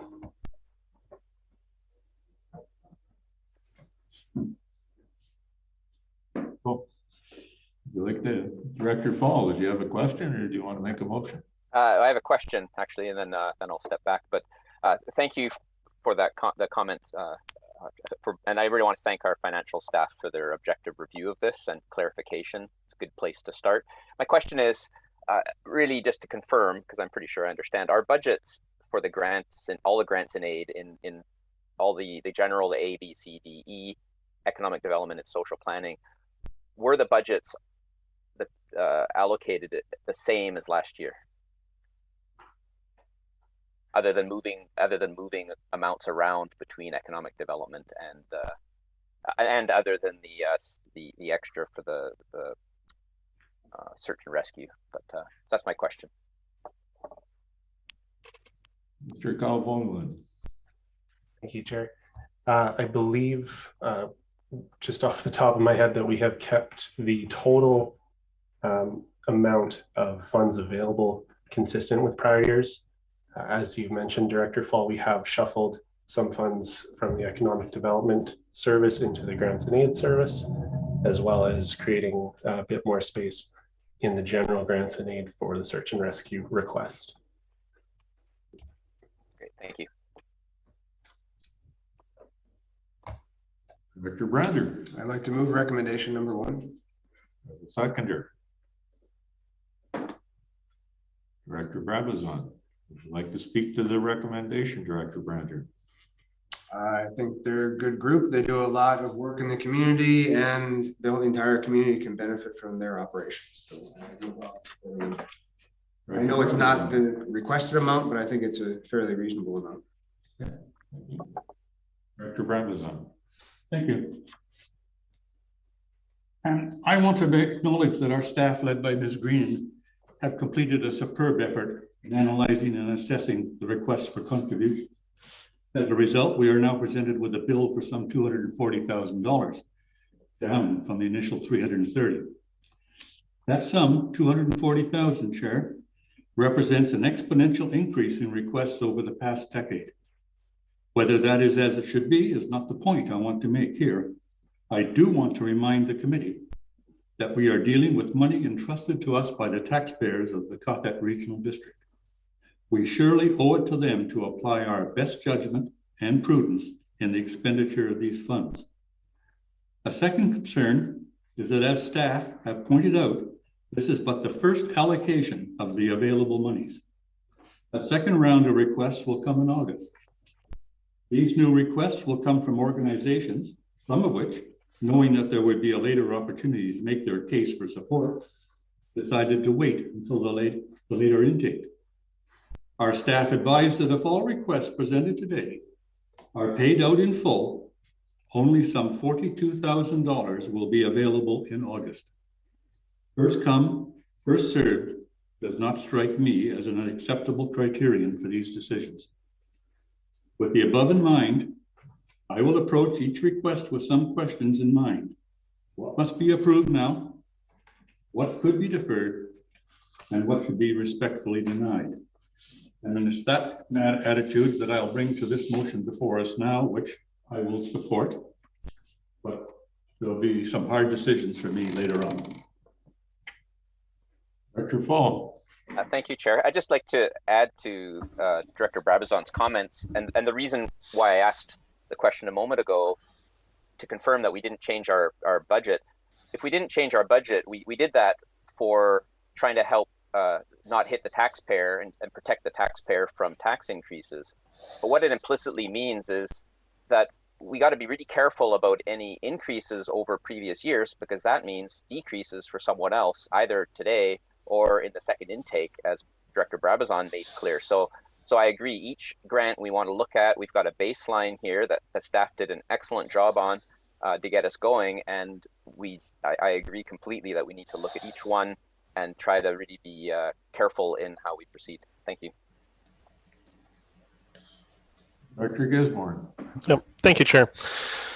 I have a little bit of a challenge with this process as we pass the budget first, and then we get the intake, all the applications coming in, and there's only so much money allocated. So whether there's a greater need or a diminished need in the community, we've already set aside how much is available from each of our grant funding avenues. I have a bit of a challenge with that because we tend to pass our budget based on the previous year's requests and the previous year's needs. However, now that we're coming out of COVID, the needs are different, and it doesn't take into account the changes that occur in our community. Specifically to ORUG, the motion before us is for $15,000. In 2019, we provided $23,000. I think 2020 dropped down to 17. 2021 was then 14. So now the proposal is 15,000, and I think that's a little low. For this organization, the cost of fuel is going through the roof for everyone. ORUG spends a lot of time in the backcountry, and that requires fuel to get there, fuel to run their chainsaws. And I'm concerned because getting able-bodied volunteers is an increasingly difficult challenge for all nonprofit organizations in our community. And now that we're in a post-COVID world, there is a movement to build back stronger. ORUG provides an incredible service to this community at what I believe to be a minuscule cost. So I think 15,000 is too low. So I'm going to move an amendment that 15,000 be amended to read 20,000. There's a seconder for that motion. Don't see a seconder. Director McCormick, you were next on the speaker list. Yes, thank you, Chair. I will support the recommendation, but with a caveat. It is coming from the general grant and aid, which is contributed to by areas A, B, C, and D. Now, ORUG is a very worthy organization, and I know they do amazing work in areas A, B, and C, but they do nothing in area D. And I don't believe that it's appropriate that area D contribute toward them. I will go with it this year because it's already done, but next year I want to establish that because area D does not receive any benefit from this group, unlike the musical events that we can attend and participate in, which I would support. I don't believe this group should be supported by an area in which they do not operate. So I am reluctantly supporting it this year, but I do believe it should be area A, B, and C grant and aid, not general grant and aid.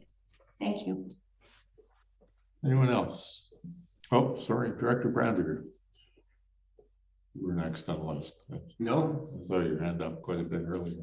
No. I thought I did. Sorry about that. That's all right. So I'm going to make a comment. I see staff have their hand up. I see Director Gisborne's hand up again, but I haven't commented yet. I'd like to say something. First off, the board set a budget, consciously set a budget, looking at all of the features, including what the board forecast would be the needs of the community and the impact on taxpayers who at the end of the day pay for all these things. The budget was set, there was a debate about it, what it should be, and the board chose to accept the budget that we have before us today.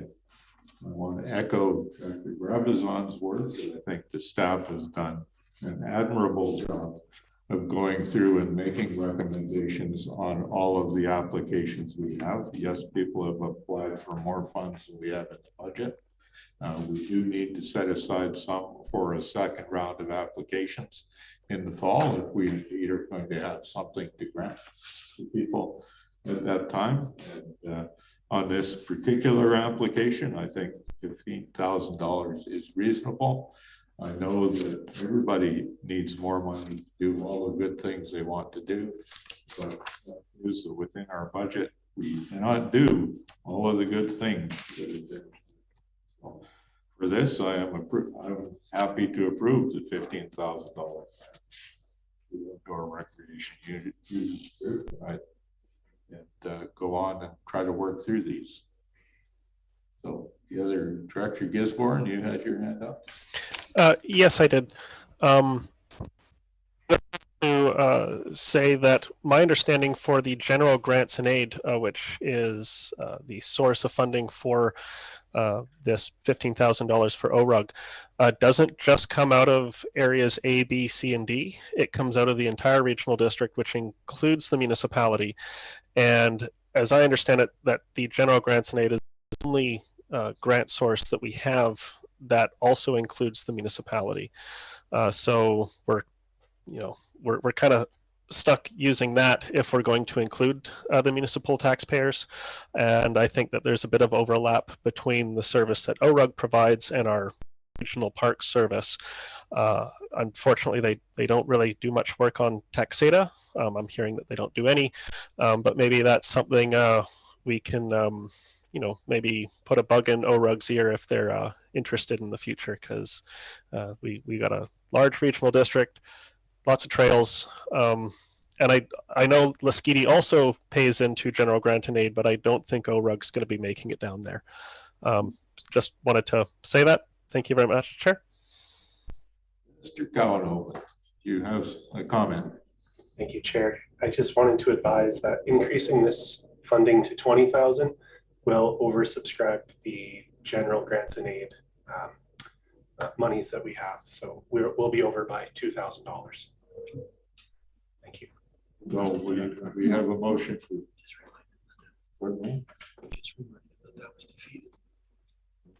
Yeah, there was an amendment proposed that did not get a seconder. We are at the original $15,000 motion. Okay, any other speakers on the motion? All those in favor? Any opposed? That's carried unanimously. To recommendation number 2. One down. One down. Director Bryan. I'll move recommendation number 2, Chair. We have a seconder for recommendation number 2. Director Fall. Any discussion? Director McCormick. Thank you, Chair. I have a problem with this. All of our community groups and people who apply to us for this funding to be held to a 25% rule. And we, by and large, stuck to that. Not always, I understand, but it's kind of been a good guideline to follow. I really have trouble making an exception of this one group by saying we're going to fund 100% of what they ask for when everyone else has to fall to the 25%. So I believe that a more accurate or a better number to contribute to search and rescue would be 16,500, which is 25% of what they're asking for. So depending on how other people think, I may move this as an amendment. I'll hold off till other people speak. Dr. Brabazon. Thank you. I'll go back to the criteria in my statement. There are some things that cannot be deferred. This is a one-off. It's an astounding sum of money for one grant. However, it is a one-off, and it's for vital gear for the search and rescue group, which serves our community so well. So I'm willing to support it. They won't be back next year for this, for outerwear, for gear. Thank you. Anyone else? Okay, see no other hands up. All those in favor of the motion? Any opposed? That's carried unanimously. To recommendation number 3, Fall River Therapeutic Riding Association. Second. Brabazon, seconded by Director Brander. Any discussion? All those in favor of the motion? Any opposed? Carried unanimously. Number 4. I'll move it. Island Film Commission. Director Leishman. Pardon me? Director Leishman. Director Leishman. I move the motion. Okay, do I have a seconder? I'll second it for the purposes of debate. Go ahead, Director Leishman. Yeah, thank you, Chair. This is a new one for us, but something that we've been talking about for many years is trying to encourage more film in our region. It is a huge, huge economic driver for our region. And I think $3,000 is a small, small amount to pay to start activating that resource that we have. We have had one film recently film in the region. The entire film was filmed here. And we have had other films in the outer reaches in the rural areas start coming here. So this is the time. This is the moment that we need to start getting more active. And I hope that everyone will support this very small grant of $3,000 to really help us. It'll be a huge economic benefit if we can start attracting more film work in our region. Thanks.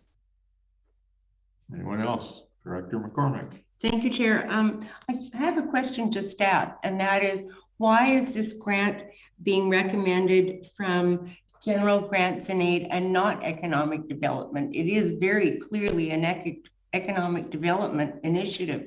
Why aren't we funding it from economic development? We have an answer from staff. Go ahead, Mr. Calvo. Thank you, Chair. This initiative, it was brought forward as something that does benefit the whole region. In the application package, they had outlined other regional districts that they had approached for funding, and that they were not specifically applying to the city of Powell River for funding from them.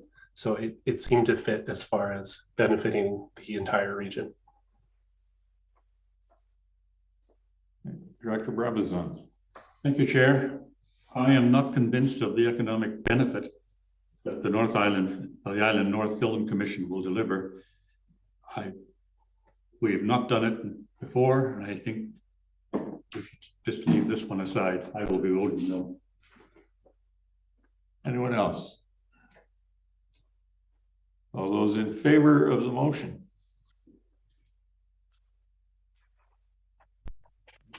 In favor of that? Yeah, 4 in favor. All those opposed? Dr. Brabazon, Director Brander opposed. Motion carries. Item number 5, Savary Island Trust for sustainability events. I'll move it. Moved by Director Brabazon, seconded by Director McCormick. Any discussion? Don't see any hands up. All those in favor? Any opposed? Carried unanimously. Number 6. Dr. Brabazon moved it. I have a seconder. Director Brander, any discussion? All those in favor of the motion? Any opposed?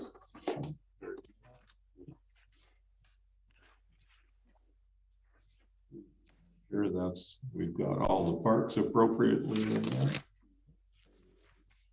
Number 7, which is the Powell River Orphaned Wildlife Society. I'll move it. Moved by Director McCormick. Do I have a seconder? Director Leishman. Any discussion? Director McCormick. Just to say that I'm glad to see them getting some money. I know we weren't able to support them last year, and I think they're a very worthy organization. Thank you. Director Brander. Thank you, Chair. Question for staff. I was curious why this one didn't come out of the general grants and aid, because I see this as benefiting the whole area. Staff have a response? Thank you, Chair. I can respond to that. This one,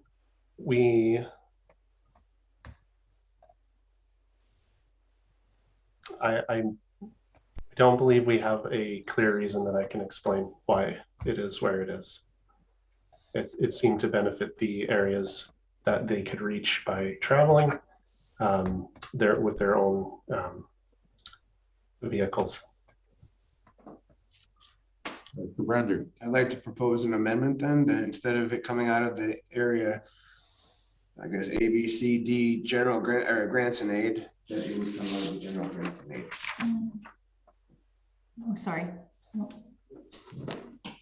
Are you making a motion to do Yes. that? Right. Is there a seconder for that?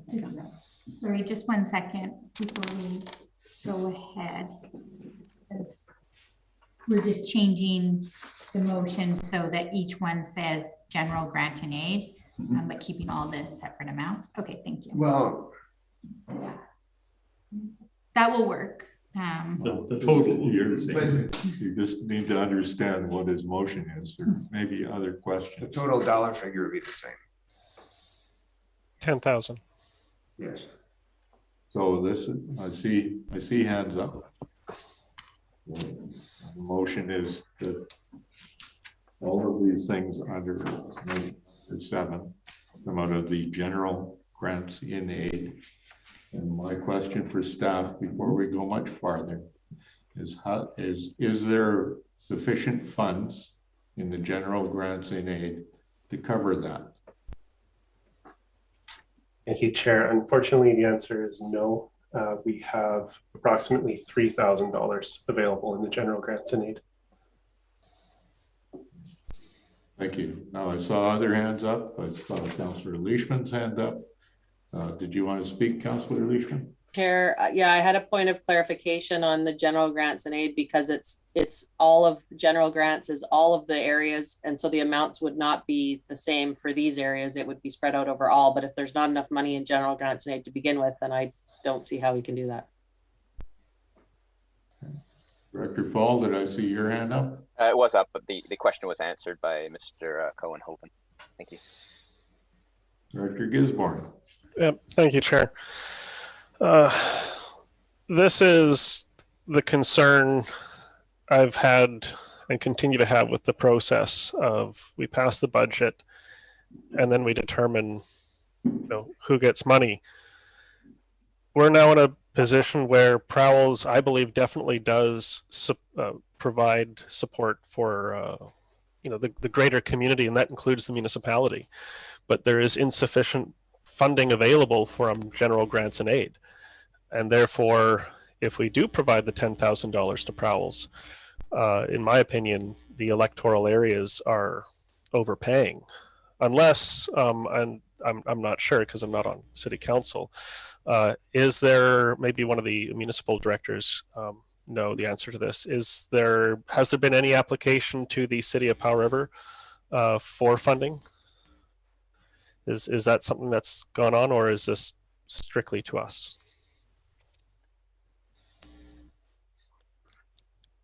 Director Leishman.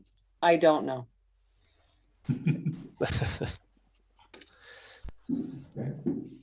So in all the excitement, I'm not sure. Did we get a seconder for Director Brander's motion? Yes. We did. Okay. Well, Director Brander's amendment was there. We should probably deal with that if anyone wants to speak to it any further. So all those in favor? No. Oh, Director Leishman. Sorry, we have an amendment now on the floor? What was your motion? Can you read Director Brander's motion back to us? Officer? Thank you, Chair. So my understanding is to strike out from the electoral areas and have that taken all from general grant and aid. So it is a long motion, but the parameter is that 10,000 would come out of general grant and aids, which I don't believe we have. Chair, point of order. Yes. I believe the question is moot. We've just been advised there is no money. Been advised that under the rules of order, when somebody makes a motion and it's seconded, we need to make a decision on whether to rule it out of order or vote on it. I prefer to vote on it. Okay. I see hands up. Director Leishman had her hand up. Thank you, Chair. We did have a seconder on that amendment. Yeah, I had recorded Director McCormick as the seconder. Okay. The mover and the seconder. Director Brander. Thanks, Chair. But in the light of the information that we have in front of us now, that we would be oversubscribed, do I have the ability to remove the motion? You have the ability to remove the motion if the seconder agrees. Through the chair. Opinion. Through the chair. No. If I'm not mistaken, the motion now belongs to the table. Had you not gotten a seconder, you could have brought it back, but now it belongs to the table. Okay. Call the question. I'm sorry. I would just prefer to call the question rather than spend the night in a debate about procedure. Sure. If people want to remove the funding from the grants in aid and put it in the general grants in aid, vote in favor. If you don't, vote against it. All those in favor of the motion? No, never mind. Gisborne is in favor. All those opposed? Motion is defeated. So we are back to the original motion number 7. Comes out of grants in aid of electoral areas. Director McCormick. Thank you. I support the motion, but I think the issue of this proposed amendment coming up, I think indicates that we need to more carefully consider for next year which pots of money are going to be, requested from the various community groups. Based on what we've seen this year, we don't have enough in general grant and aid. We probably have too much in some area grant and aid. I think economic development should be, I think all the arts and things should come out of economic development. So I'm only saying that although I support the recommendation, I think we need to do a better job next year of trying to match the need with the appropriate source of funding. Because I'm a little concerned that's not going to happen this year. So that's my only comment. Thank you, Chair. Oh. Ms. Greenan, you have a comment on that. Yes, thank you, Chair. Yes, we do have, the board has directed staff to do some amendments on the grant and aid policy. And one of the amendments is that the organizations indicate which areas their initiative will benefit. And the other recommendation is that they also indicate if they've applied for funding from the city, or if they intend to apply for funding from the city, so that we can get a better sense of whether we should be funding it through just electoral areas or through general grants and aid. So I think that once we do that change, which is proposed to come forward in June, that should help to alleviate that, that problem. So I agree with you that you're talking about, Director McCormick, is a budgeting process. And we have a long agenda tonight, and I would like to spend time talking about the applications for aid as opposed to the general budgeting process. I see Director Gisborne has his hand up. Thank you, Chair. My question is for Ms. Greenan. If we're getting into a position where we're overprescribed from, say, general grant and aid, would it be possible to do a budget amendment, or is it just not possible until, say, next year? Like, could we amend the budget and, say, borrow that money to meet that need? Is that possible? Ms. Greenan, is it possible to borrow money? Thank you, Chair. No, we cannot borrow money for operations. However, this is considered one big pot of money, not economic development, but general and A2E. So I would think as long as we don't over prescribe the entire pot, that we could recoup the deficit in the following year, but we wouldn't want to just over prescribe the whole budget. Okay. So, and please correct me if I'm wrong. My understanding then is we could then say give the 10,000 from general grant and aid and do a budget amendment, but we would also have to make sure that we don't then spend all the money in electoral area grants and aid, so that way the entire amount doesn't become overprescribed. Is that an correct understanding? That's correct. So there's $23,000 available from general grants and aid through Area E. So as long as we don't spend more than that 23,000, we should be within the, we won't be budgeting then for a deficit. Okay, thank you. Director Fall, you want to get involved? I don't want to talk too much about process here because we want to focus on our agenda, but to oversubscribe general grant and aid and then later amend it to move from the electoral area grant and aid will be exactly the same for areas A to D, except for area E. Area E is the only difference between that. And area E, I mean, this is a great organization, but I don't think there's any orphan wildlife going from Lasqueti from area E. So, doing it from A to D or doing it from general grant and aid and moving money from A to D grants and aid into general makes no difference. The only additional source of funding would be to move from area E into general grant and aid to make up the shortfall. So that does not solve the fundamental issue, which is about how do we have a more nuanced way to attribute grants to the areas benefiting. And Ms. Greenan gave a very good response, and I look forward to that at a future meeting. I'm going to try to bring us back to what's before us is recommendation number 7 in the report. It's been moved and it's been seconded. Any other discussion on the motion? All those in favor? Any opposed? That's carried unanimously. Thank you. Item number 8. Recommendation. Oh, sorry. Yeah. I was looking at the wrong one, but I will move that recommendation. Moved by Director Brander. Do we have a seconder? Director Brabazon. Any discussion? Director Gisborne. Thank you, Chair. I think the Sports Hall of Fame has been doing a lot of good work for the community. However, there is the issues with our policy. One question for staff: could they still submit a full application in the second round of funding, even if the Sports Hall of Fame has been concluded? Because I believe it occurs in June. Anyone on staff have an answer? Thank you, Chair. Yes, the application, the second intake is open to all applications. Okay, thank you. That answers my question. I'm going to support this resolution to deny. Not that I don't want to support the Sports Hall of Fame. I'm one of the actual appointed members, but I do have some concern. Part of the Sports Hall of Fame is fundraising in the community for future Sports Hall of Fame inductions. I think it was June of 2021, the City of Powell River transferred that money into the Innovation Fund Reserve.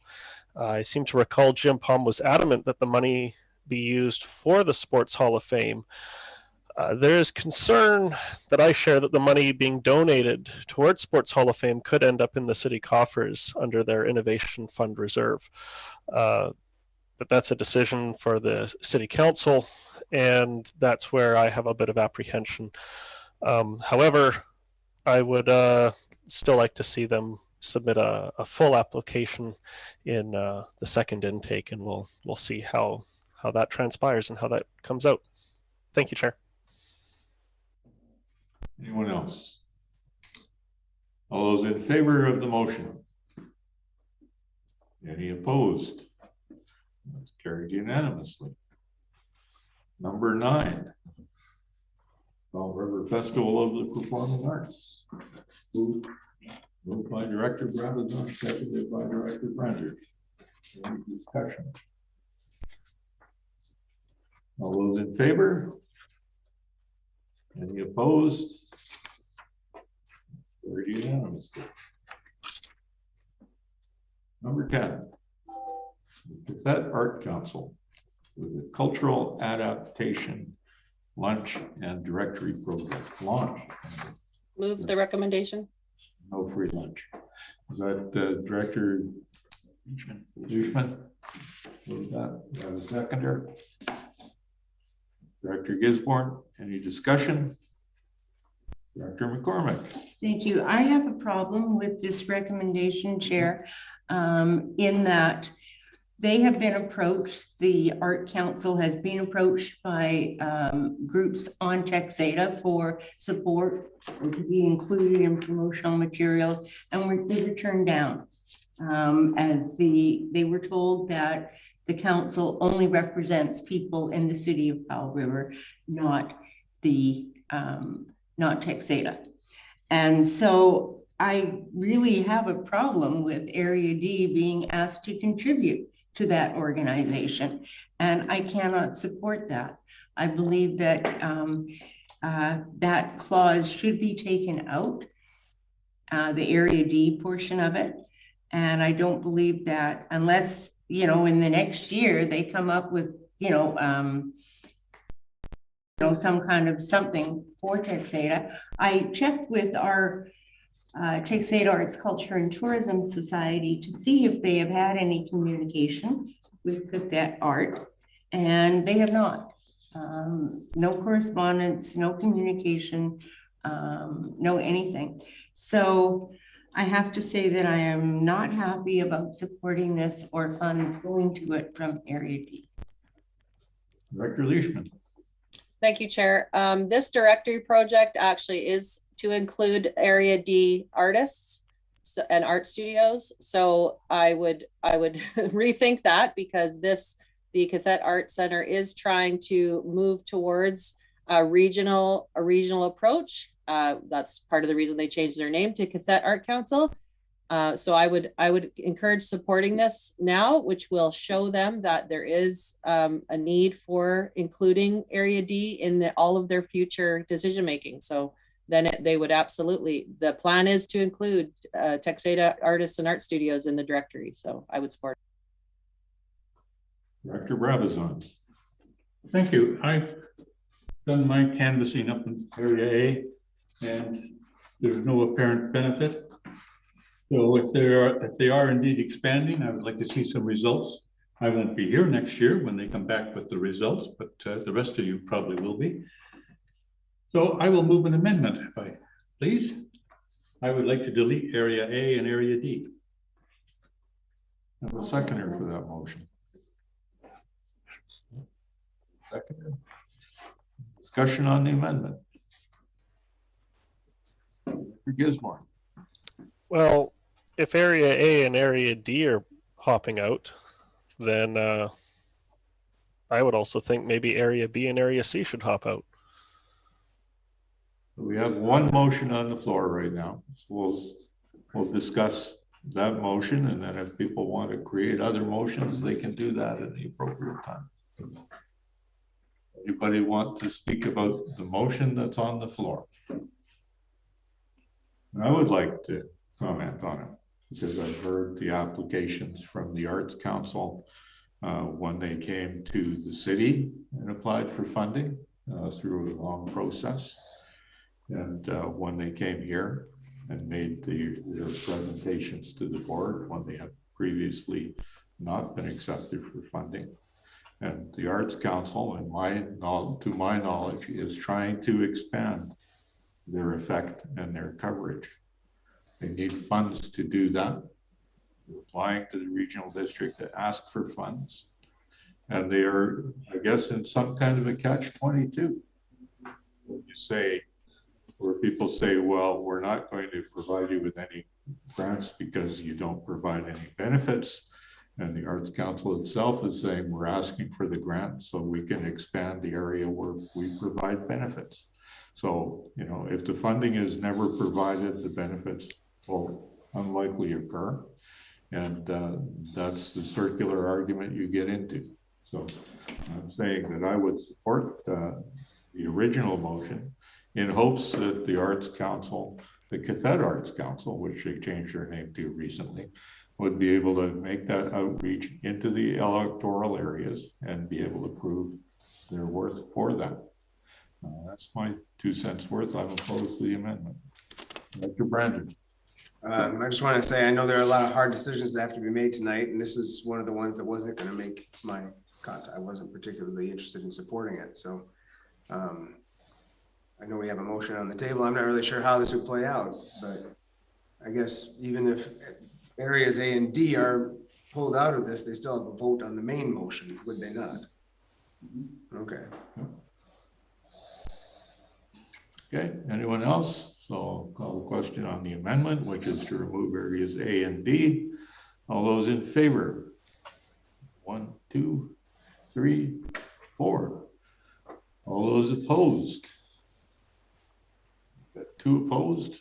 The motion carries. Anyone else? Oh, Director Gisborne.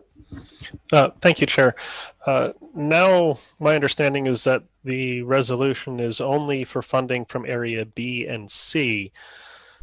Since areas A and D have pulled out, I'm going to vote against this resolution because I don't think Area B and C should be the only ones contributing.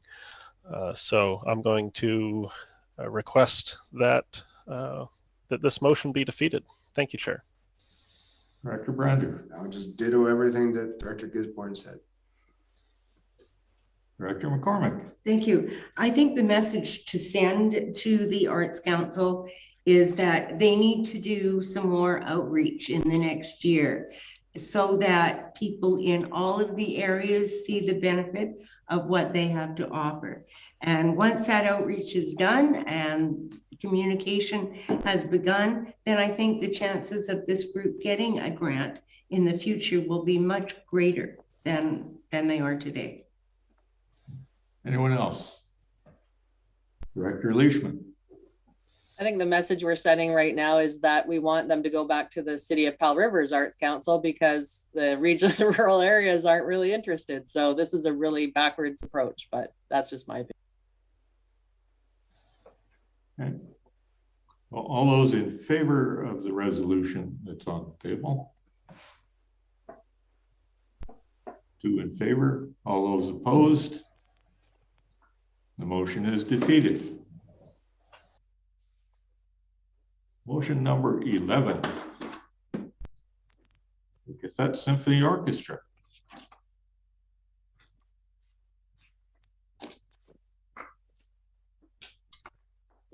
Anybody want to make that motion? Director McCormick. Seconder. Director Leishman. Any discussion? Director Brander. Thanks, Chair. For me, this is another one of these difficult decisions. But I am going to vote against giving them the money. I know it's not a ton of money, but I like to see the grants and aid program be used to provide services for the larger community and less so on smaller special interest groups. I don't think it serves enough people. Director Brabazon. Thank you. I'm going to offer an amendment. Thanks to our staff telling us how much money is left in the piggy bank, I'm going to move that we award a grant of $500 for the music library equipment from the general grants and aid. Sure. Oh, okay. Well, we have a motion right now on the table that is from each grant and aid, so that seems like a different motion. What would we be striking out? We would replace all of the electoral area grants and aid with general grant and aid, okay, and reduce the sum to $500 with mention of the music library. Second. You have a seconder? Director Gisborne. Director Gisborne.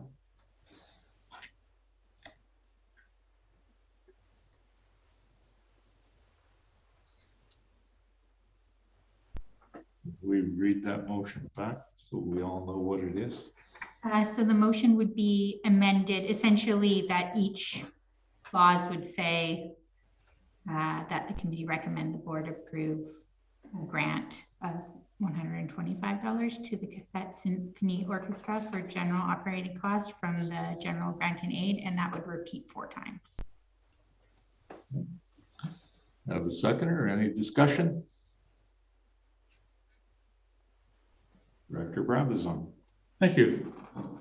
I have some familiarity with the problem of getting music, building a music library. It costs a lot of money.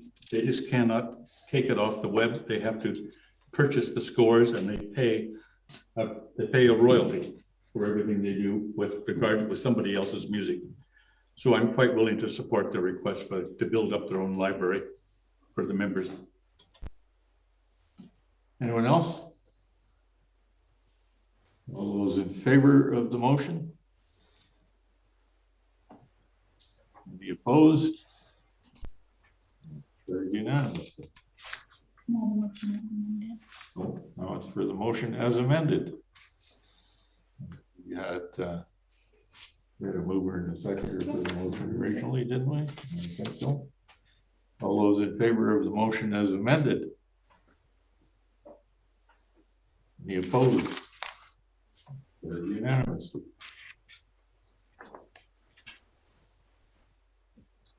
Recommendation number 12. Texada Arts, Culture and Tourism Society. I'll move the recommendation. Second. Seconder.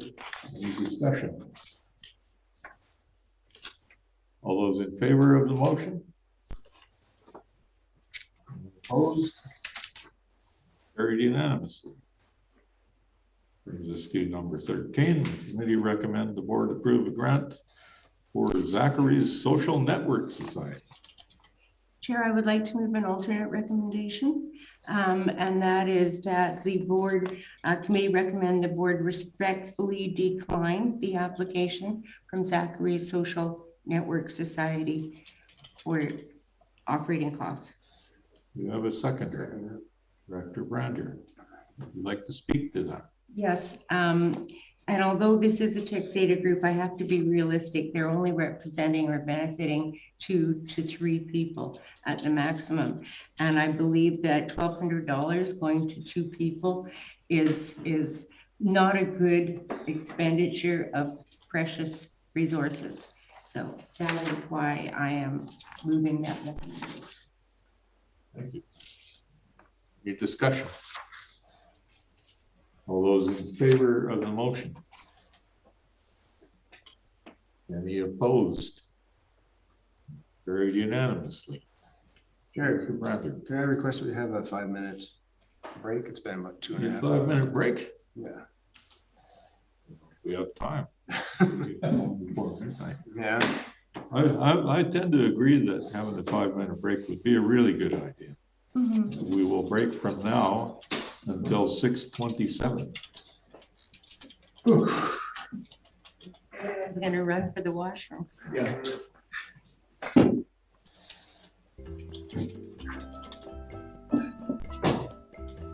I was going upstairs if anybody wants to go up there. I'll just wait for this one.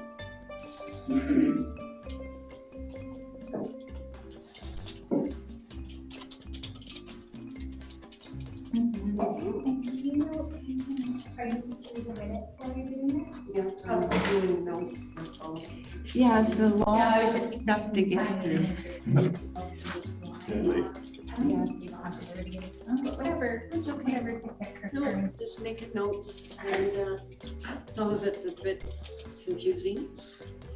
I have notes. We get amendments and changes. And we'll clean them up so that on the board agenda, they don't look like that.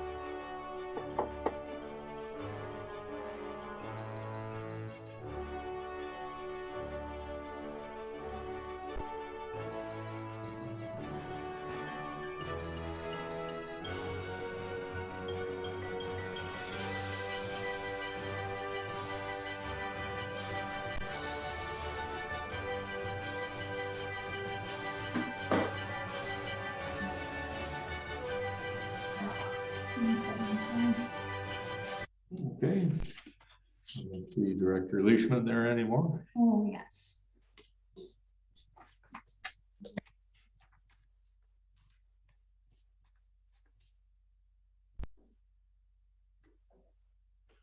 See if she appears back on the screen soon.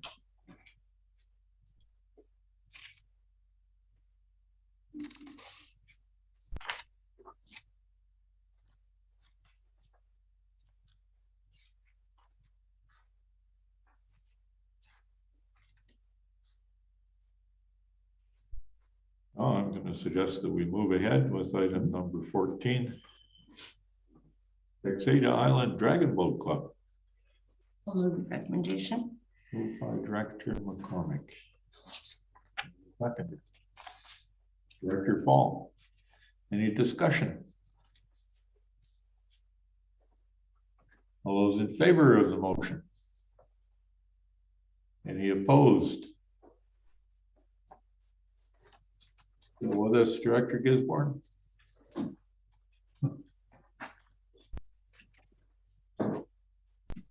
Oh, my sound was being weird. Can you hear me now? I hear you. I didn't see you vote on that last motion. Oh, no objections. I vote in favor. Oh, that brings us to number 15. Director McCormick. I will move the recommendation. The seconder, Director Brander. Any discussion? McCormick. Thank you. Although I support the Legion and the many valuable community things that they do, I realize they have not submitted, much in the way of an application, and I believe it's appropriate, to be fair to everybody, that they need to fill out the application and all of the required materials before we consider their request. So I hope they will do that for the second intake. And thank you. That's it. Okay. Anyone else? All those in favor of the motion? Any opposed? Carried unanimously. Item 16, Lasqueti Island Nature Conservancy. I'll move a slightly revised motion. I'll move that the committee recommend the board approve a grant of $2,000 to LINC for general operating costs from the electoral area E grants and aid. The amendment is for $2,000.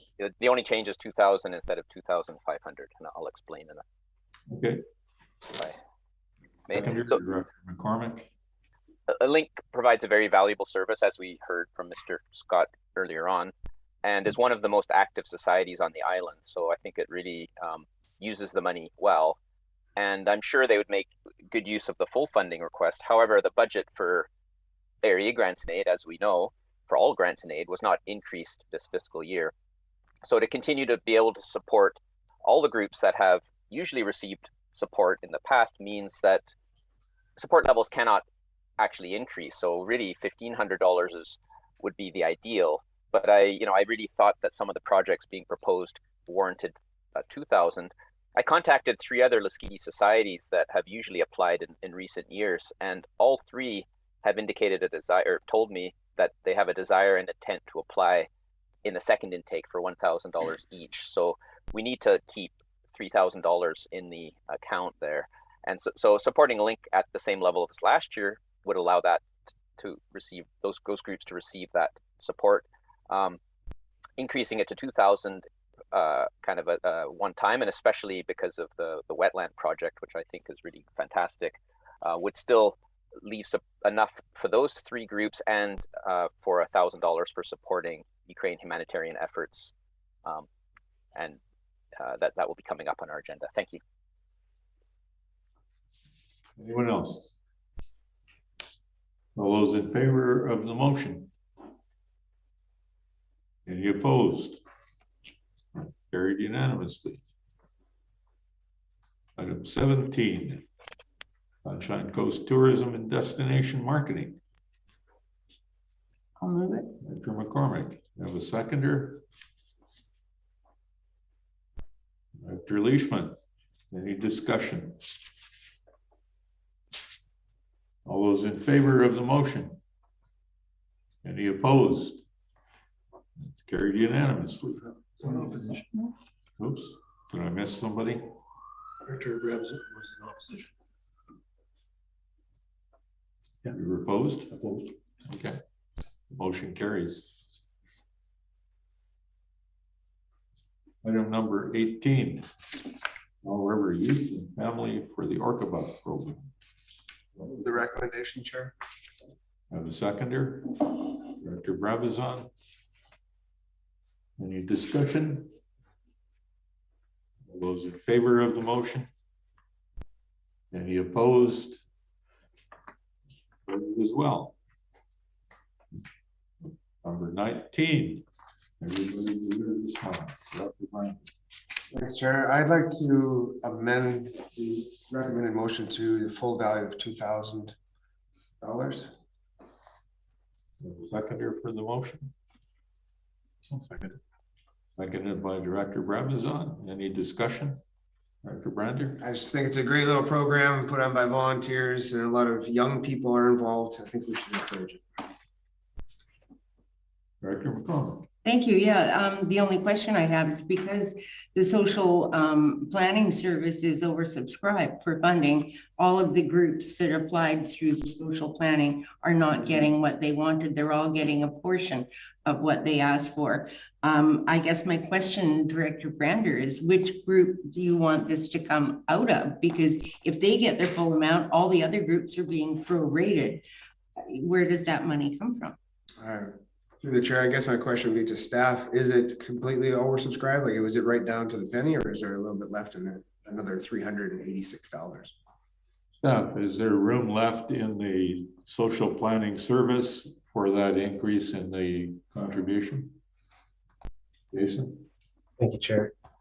So this was planned, the contributions from social planning in this report were planned to leave $3,000 in the social planning budget.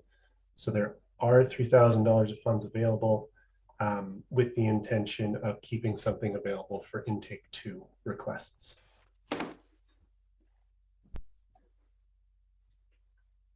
Okay. Director Fall. Thank you, Chair. So I understood from the staff report that the main reason to keep the extra funding for the second intake in the social planning service grants is for the food banks. And I reached out to the Lasqueti Food Bank, for which we've supported with $1,000 for the past several years.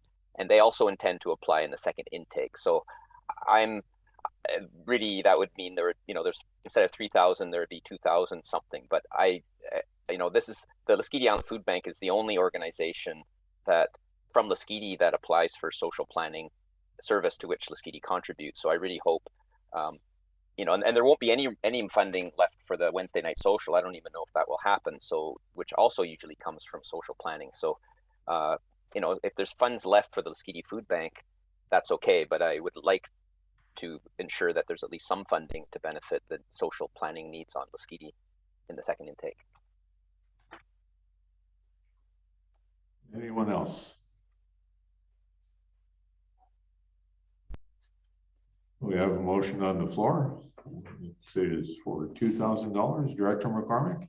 Thank you. I think to consider this application along fairly with the others, that I wouldn't support the 2,000, but I would support the number in the recommendation, 1,614, so that everybody is getting a little bit less than they wanted, but everybody's getting something. So, it's smart to leave some money in the kitty for the second intake. It's not really fair if it all goes the first intake, and then why bother having a second intake? So I think the number should stay as it is originally proposed in the recommendation.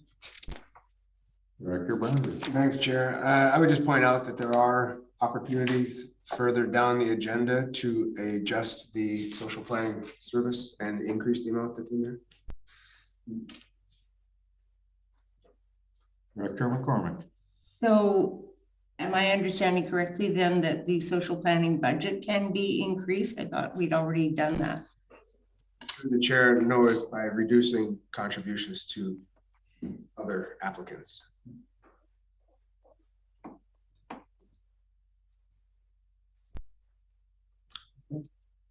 I'm gonna stick my oar in. Oh, Director Brabazon, you haven't spoken yet. Go ahead. Let's keep moving. No, so I was going to suggest that I would support the original contribution. It seems to me that any increase in this contribution is going to have to come at a reduction somewhere else.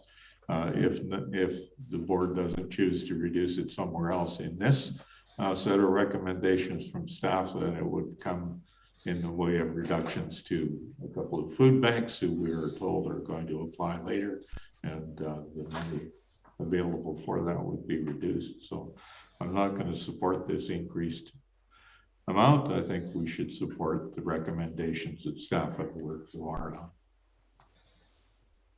Director McCormick. I would like to move an amendment then that the board approve a grant of $1,614 to the Everybody Deserves a Smile Community Project Society. Is there a seconder for that amendment? Director Leishman. Any discussion on the amendment? All those in favor of the amendment?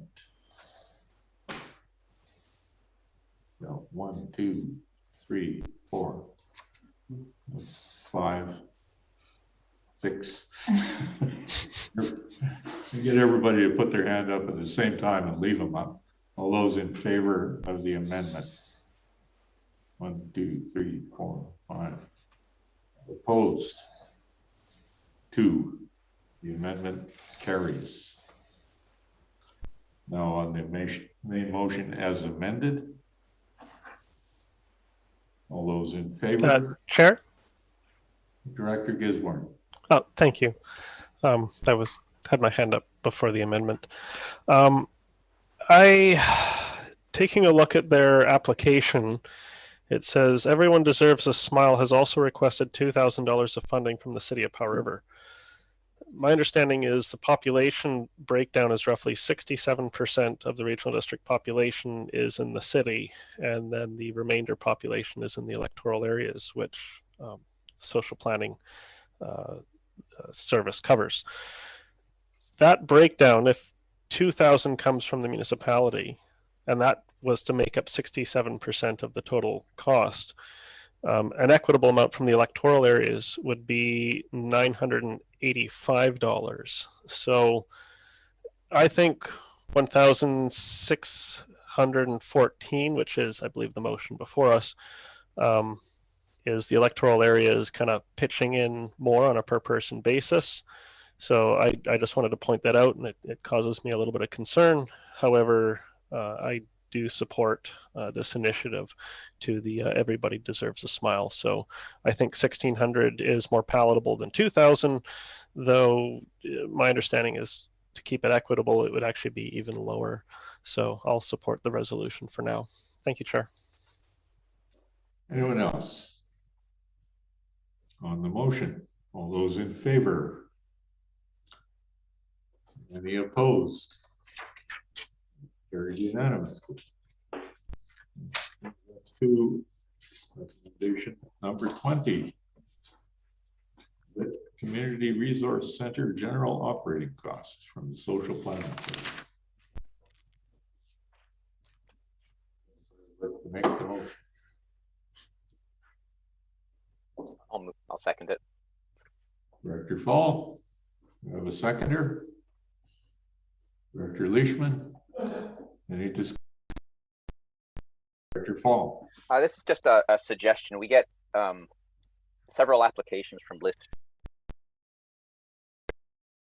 but it would be really nice for them to coordinate financial requests among groups, and maybe not necessarily submit a joint application, but at least coordinate, because we're struggling here a bit, or I struggled with the fact that the LIFT receives the majority of our social planning grants, and they requested 70,000, which we didn't have.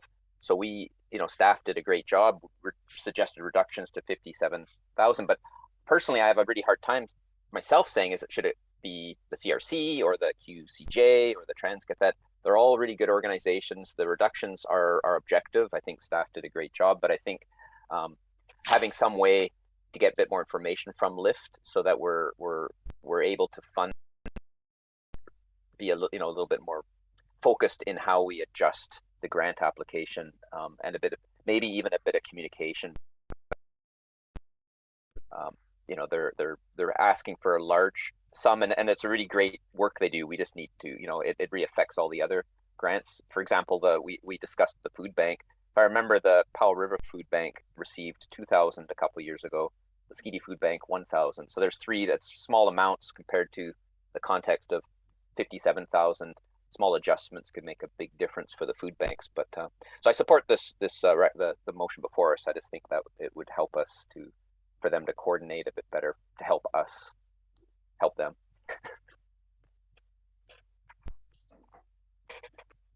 Director Brabazon. Director Brander had his hand up.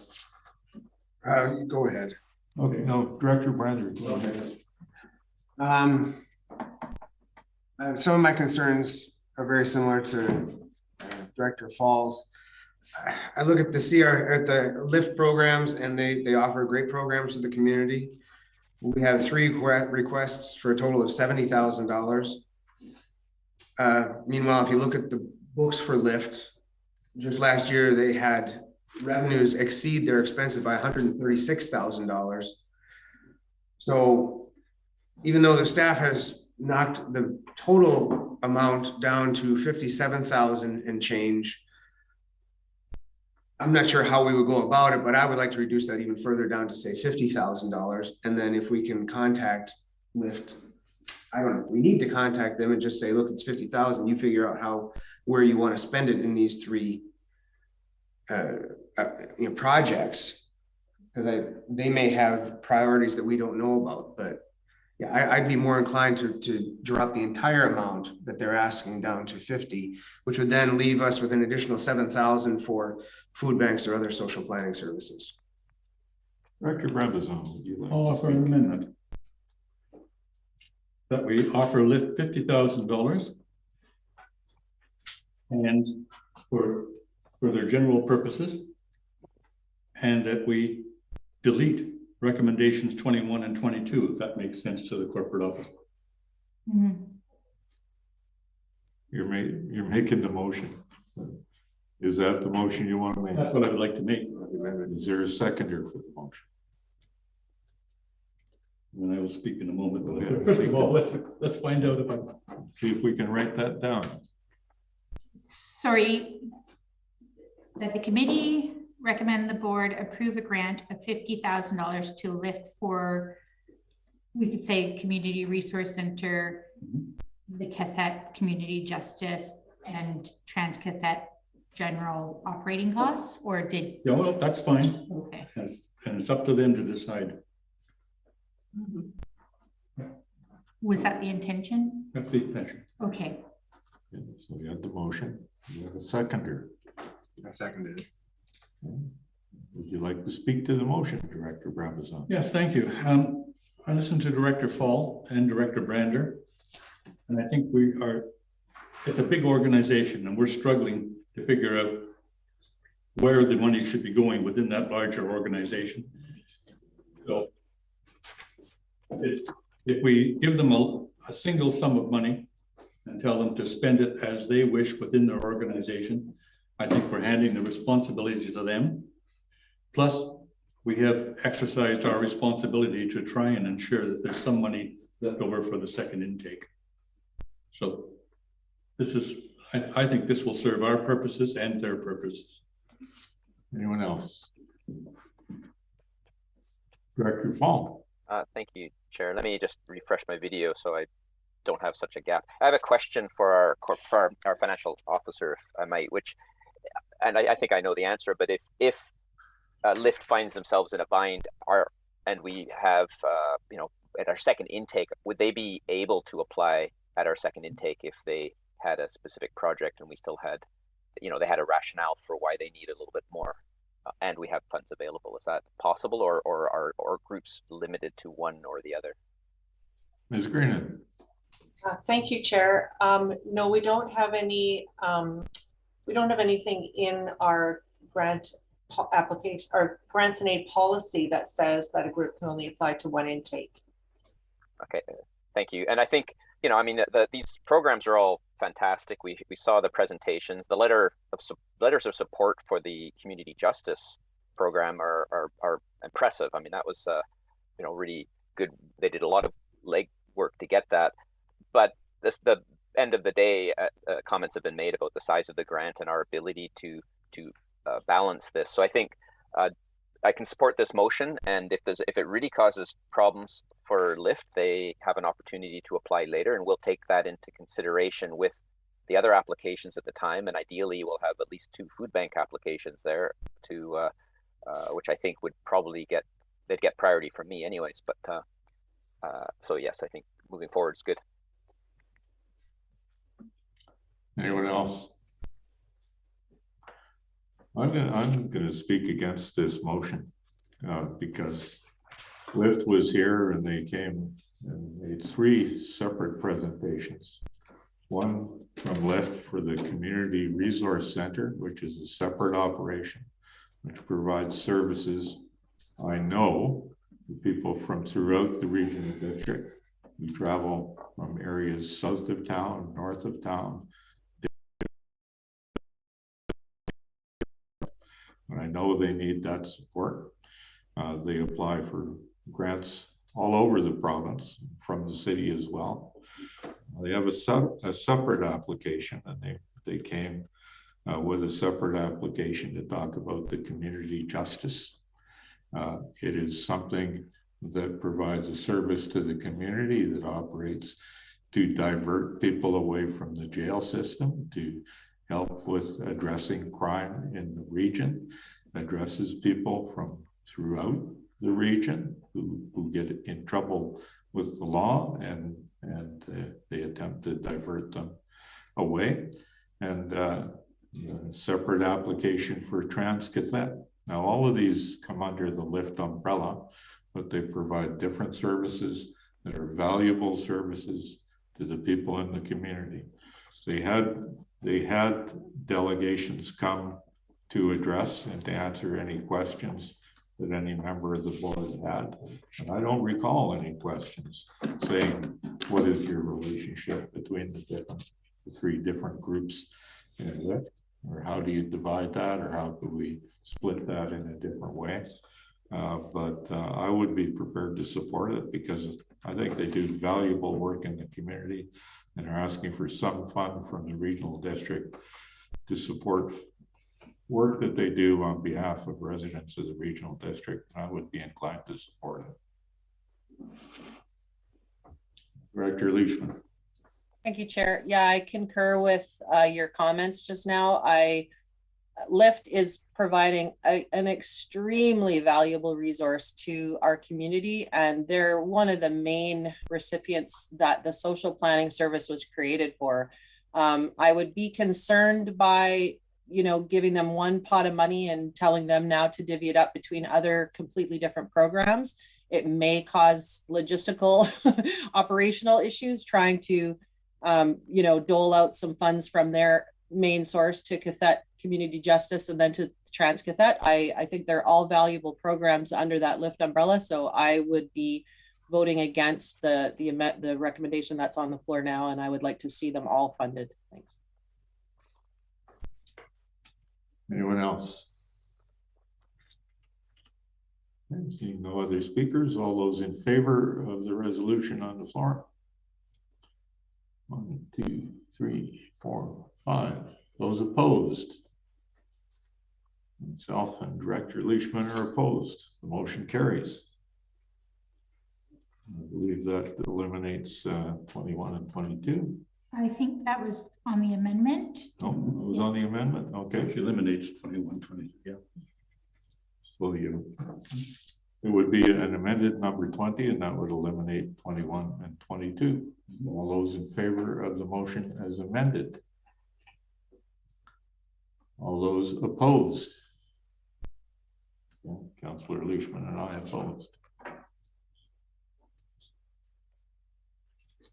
Brings us to 23.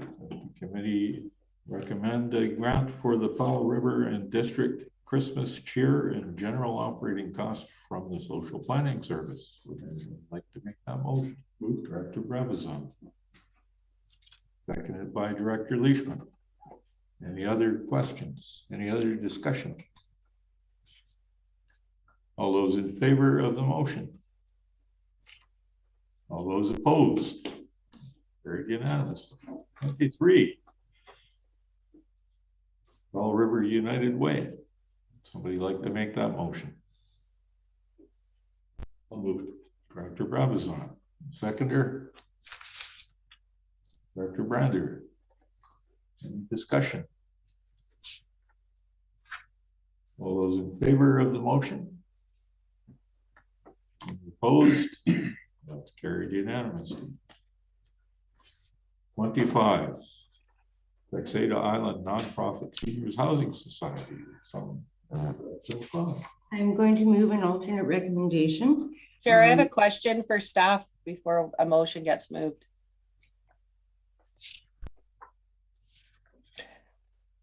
What's your question, Director Leishman? I have a question that whether I know that the social planning service, well, actually, I'm not even sure now what's left in the social planning service, because I think we've amended a few motions that we're leaving the social planning service with $3,000. So I'd like to have an update of what is actually in the social planning service at this time. And I would also like to ask if the board can at this time move to support the society with $25,000 in January, in the January 2023 budget. So I have two questions. I'm gonna try to keep things in some kind of reasonable order there. You said you had a question. I'm gonna allow you to ask the question. Director McCormick had her hand up to make a motion. After your question's answered, she can make the motion, and then we can address the next motion that you were talking about. Okay. Thanks, Chair. If that's clear to everybody. And I see that Jason has his hand up and would like to respond to the question. Thank you, Chair. So the current balance of funds available in social planning is $10,062. If the goal is to keep $3,000 in there, then we have $7,062. Thank you very much. Clear answer. I see a head nodding. Thank you. Director McCormick. Thank you, Chair. I like where Director Leishman was going with her comment, because I believe that this group is entitled. They are not excluded because the exclusions that were you making a motion? Yeah, the $25,000 be allocated to this group in January of 2023, and that we not have to revisit this again with another recommendation. Do you have a seconder for that motion? Just clarity before. What's from what service? From the social planning service. Okay. A seconder in Director Leishman. Okay. Well, I'm going to ask the corporate officer to read back what she believes is the recommendation right now, so we're all on the same page. That the committee recommend the board approve a grant of $25,000 for the Texada Island Nonprofit Senior Housing Society from the Social Planning Service in January of 2023. Did I get that correct? Okay, everybody's got that. Motion was seconded. Any discussion? Director Leishman and then Director Brabazon. Thank you, Chair. Yeah, recognizing that we are, almost oversubscribed in that service, I just think it would give the society some comfort and confidence that the funds were coming. So at least they can plan accordingly and know that they have something to that's coming in January. And then the board is also then prepared to have that amount, identified in the social planning service. So I hope everyone can support this motion. Thank you. Dr. Brabazon. Thank you, Chair. I would caution the society to not do any planning whatsoever, because this board cannot commit a future board. Frankly, none of us may be around the table in January. So the suggestion that there will be $25,000 It's just that, a suggestion. It will have to be revisited, it will be re-examined, and it will be voted on. So this one strikes me as a very iffy proposition. Director McCormick. Thank you. It's my understanding that we can allocate money into the future, that there are things that have come into this agenda today that were previously approved by the board, and that those motions, are already passed, so that we live with those recommendations. Why can we not do this for Chinchas for January? That would be a question to staff, is can we do this? That's the CAO for an opinion, whether we can do that. Through the chair. It's my belief that the legislation indicates that local governments are continuing governments. So no matter who takes the seats afterwards, there will be a motion on the table or on the books. And if anything, only at the time of budget, when the new board, whatever that makeup is after the general election, is considering budgets, they could do something different with it. But it will be there. Well, Director Gisborne had his hand up. Director Gisborne, you're next on the list. Thank you, Chair. I have similar concerns that Director Brabazon has brought up. There is an election this October. This resolution affects the 2023 budget, and we might have a whole new board sitting there, and they might decide we don't want to provide the funding, or they might want to provide more funding, and it'll be entirely up to that board at that time. This issue, I think, stems from the challenge that we have, where the community comes to us and expresses a need for financial assistance, but they express that need after we've passed our budget. So our hands are tied. If the policy was different, where we found out the need before we passed the budget, then I don't think we would necessarily find ourselves in this situation as frequently as we do. So I don't like the idea of, having this motion go forward, having it passed, and then that signals to the Texada Island Nonprofit Senior Housing Society that, that there could be $25,000 coming in January. And there's no guarantee, because there could be a new board and they may decide more or less. So that's where I have real issue with this resolution. Thank you, Chair. Anyone else on the motion? Director McCormick. Thank you. Yeah. I have some issues too, even though I made the motion. I am concerned if we cannot etch it in stone. In that case, I would not support that motion and prefer to make a different motion when that one has been dealt with. We started out with $75,000 in the planning service, social planning service, and all of the applicants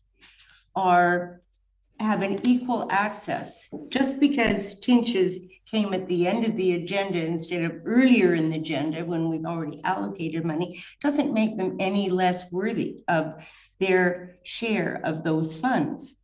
So I believe that we should allocate money if we can't etch it in stone, and that seems to be the answer from staff. Then I would like to vote down this recommendation and move another one that would grant them money this year from social planning. So you're speaking against? I am speaking against this because I don't think it's fair to them just because they came at the end of the agenda when we've already voted on the other things. Okay, thank they you. deserve You answered my question. The question was, are you speaking against your motion? Yes. And you've said yes. Thank you for that. Corporate officer, do you have something that you need to add? Yes, thank you, Chair. So it is my understanding that there would be $25,000 in the social planning service in the 5-year plan for 2023. When we adopted that this year, we planned for 5 years in advance. So there is money in the budget, and that gives staff the authority to expend things that are approved. So moving this motion would provide authority to staff to expend it. So I'm not going to get into back and forth and questions about future budgets and things like that. We've heard from the corporate officer of her opinion. We've heard a couple of other directors who have various opinions. We've heard the CAO's opinion. We have a motion on the floor, which you made, which you've spoken against. Perhaps maybe the most efficient thing to do is to deal with the motion on the floor. Can you, the corporate officer, could you read us back the motion on the floor so we all remember what we're talking about? That the committee recommend the board approve a financial or granting aid of $25,000 to the Texada Island Nonprofit Senior Housing Society from the Social Planning Service in January 2023. Thank you. Director Leishman, I see your hand up. Thank you, Chair. We have not heard from the manager of financial services on this issue, so I would like to hear from the manager if this, what the opinion is on this motion, please. Ms. Greenan, would you like to share your opinion with us? Thank you, Chair. I understand that because we have a 5-year financial plan, it's different than the hospital district where we only have a 1-year plan, but we actually do have a 5-year financial plan with funds budgeted each year. So I think that we can move the motion to pay it out in January from the 2023 budget because we do have sufficient funds in that budget. May I ask a question of Ms. Green? Director McCormick. So does that mean then that if this motion was passed today or passed by the board, that is etched in stone, that the board in January could not change that because it has already been approved? Is that correct? Ms. Greenan. Thank you, Chair. Yes, that's the way I understand it. It would have to be, the board would have to bring that motion back to the table for the assembly to vote on again. So I'm going to jump in here. My understanding is that we have a 5-year plan. It includes 2023. We do not yet have a budget for 2023. And at some point, the board would have to approve a budget for 2023. And the whole discussion of whether we had $25,000 could be part of that budget discussion if the members of the board wanted it to be. I think that's a straightforward discussion. And I think what Director McCormick is proposing is that she is against was putting $25,000 tentatively aside in 2023 to do it. And if that's not what the motion was, perhaps we can have it read one more time so we all know what it is we're talking about. Corporate officer, can you tell me the resolution that is on the floor that we're talking about? That the committee recommend the board approve $25,000 to the Texada Island Nonprofit Senior Housing Society from the Social Planning Service in January 2023. Okay. Point of clarification. Director McCormick. Yeah, I'd like to clarify because I'm getting different messages about 5-year plan and can we etch this in stone? I'd like to know if we approve this today or if the board approves it, then will it be guaranteed to go to them in January? I'd like to know that. Okay. CAO. Through the chair. To you, the question is, if we pass this motion as it is said, will there be a guarantee that the society will receive $25,000 in 2023? Through the chair, I don't think we can guarantee it because any member of the new board could ask to revisit it and then it could be turned down, but it does ear tag portions of funding from the 2023 budget at the moment. It does ear tag? Earmark. Okay. Okay. I think that's an answer. Director Brabazon is waiting for an opportunity. Yeah, I've been waiting. Yes, I've had great difficulty with Director McCormick's etched in stone, but the CAO has quite clearly said no. That's sand, not stone. And in January, any director can kill the whole thing just by getting the board of the day to agree to it. So that's when I said the society should be cautious in their planning. There may not be any money. We need more information, CAO? Through the chair, I don't want to cloud the picture here. Well, however, we do have a housing needs assessment report. And it does say that the QRD should support efforts of affordable housing nonprofits like the Texada Island Nonprofit Seniors Housing Society. What I think the board needs to contemplate is they haven't done any strategic planning regarding this. They haven't determined what it is they want to do. Most local governments enable people, profit societies, nonprofit societies, etc., through tax relief, tax permissions, discretionary zoning, relaxation of zoning, subdivision applications, development permit reductions. Yes, I know we don't have zoning bylaws and permitting, so some of those things don't apply to us, but we have not as a board really determined what it is that we want to do to enable people like the society.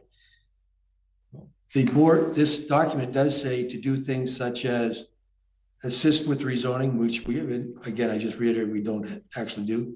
Application preparation, which I think we are going to do because there was something on the books in that regard tonight. Dialogue with BC Housing. To my knowledge, the largest purveyor of of grant funding comes from the likes of CMHC and BC Housing. Like I said, I didn't want to dirty the waters because this is a finance meeting regarding funding. But I don't think we've gotten to the root of the issue, which is what is it that we want to do going forth? We want to support them. And we have to determine how we're going to support them. Does that mean enabling them with funding? If it means enabling them with funding, does that mean we're willing to support other nonprofits with funding? So I think you've got to go back and re-examine what the housing needs report is recommending. And I think the board needs to determine what it is they want to do about that. What we have in front of us, again, try hopefully for the last time, say we have a motion in front of us, which is what we're discussing, not the housing needs report, not anything else. Okay, I would like motion to in front of us, and I think we've heard many questions asked by staff. Do you have would you like to speak to the motion, Director? I would like to move an amendment, Chair, and that is that $5,000 be granted to them in this budget and $20,000 in January. Whatever the proper wording is for that, from the social planning service. We have $10,000 left. We can allocate. Do we have a seconder for that amendment? Director Leishman. Hang on a second. I want to make sure the corporate officer knows what the amendment is now. Thank you, Chair. I am currently, it's at the motion that we add that the committee recommend the board approve a grant of $5,000 to the Texada Island Nonprofit Society from the Social Planning Service in January 2022, and that the committee recommend the board approve a grant of $20,000 to the Texada Island Nonprofit Senior Society from the Social Planning Service in January 2023. Is that the amendment you propose? Yes, it is, Chair. Is there a seconder for that amendment? I think I saw Director Leishman seconding that. All those who have a comment, put your hand up and I will listen to your comments. All those in favor of the amendment? 1, 2, 3, 4, 5. All those opposed to the amendment? Director Brabazon opposed. The amendment passes. We are now back to the main motion. All those in favor of the main motion as amended? Any opposed? Carries.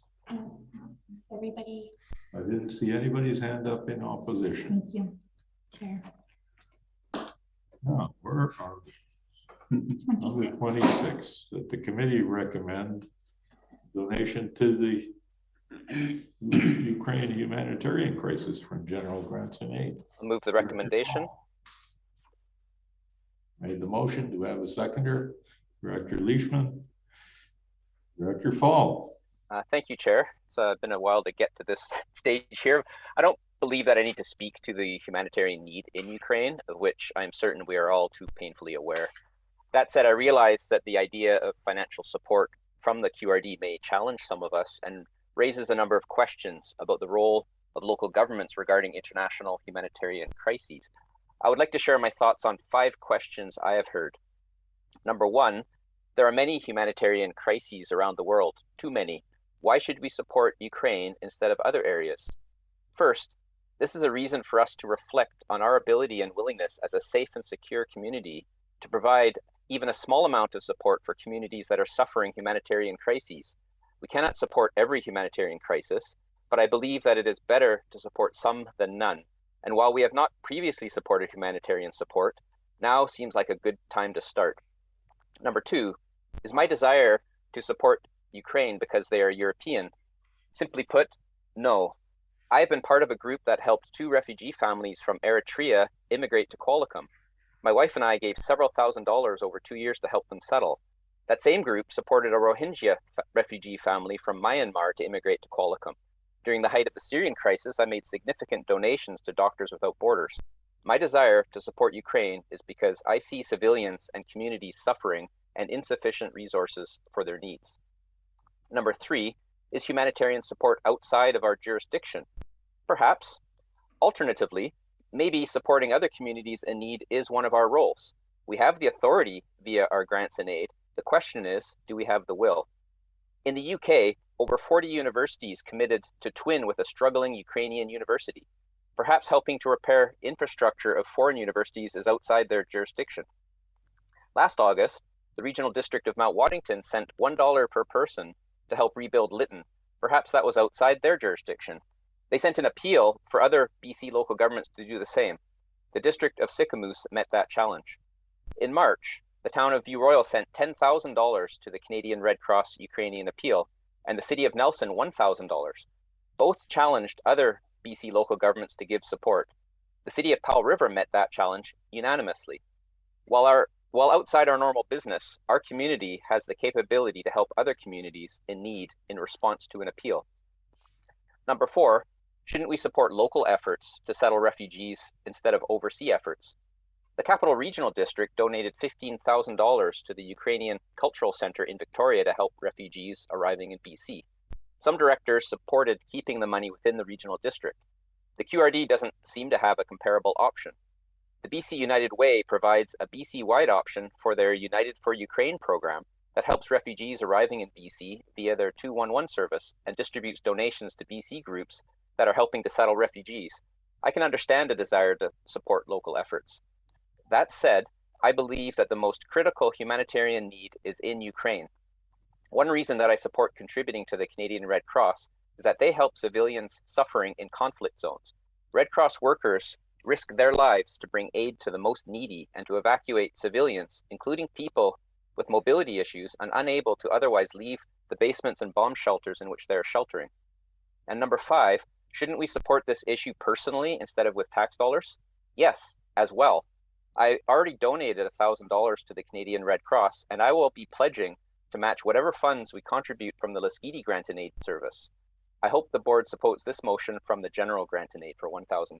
Thank you. Dr. Brander. Thanks, Chair. I appreciate all the arguments that Director Fall made, and I have for anybody that's experiencing humanitarian crises and who happens to be a refugee. But my wife and I personally donate to the UNHCR for these reasons, but I don't believe that it is our responsibility to step in and fund international humanitarian crises with taxpayer money. I think that's up to the individual. And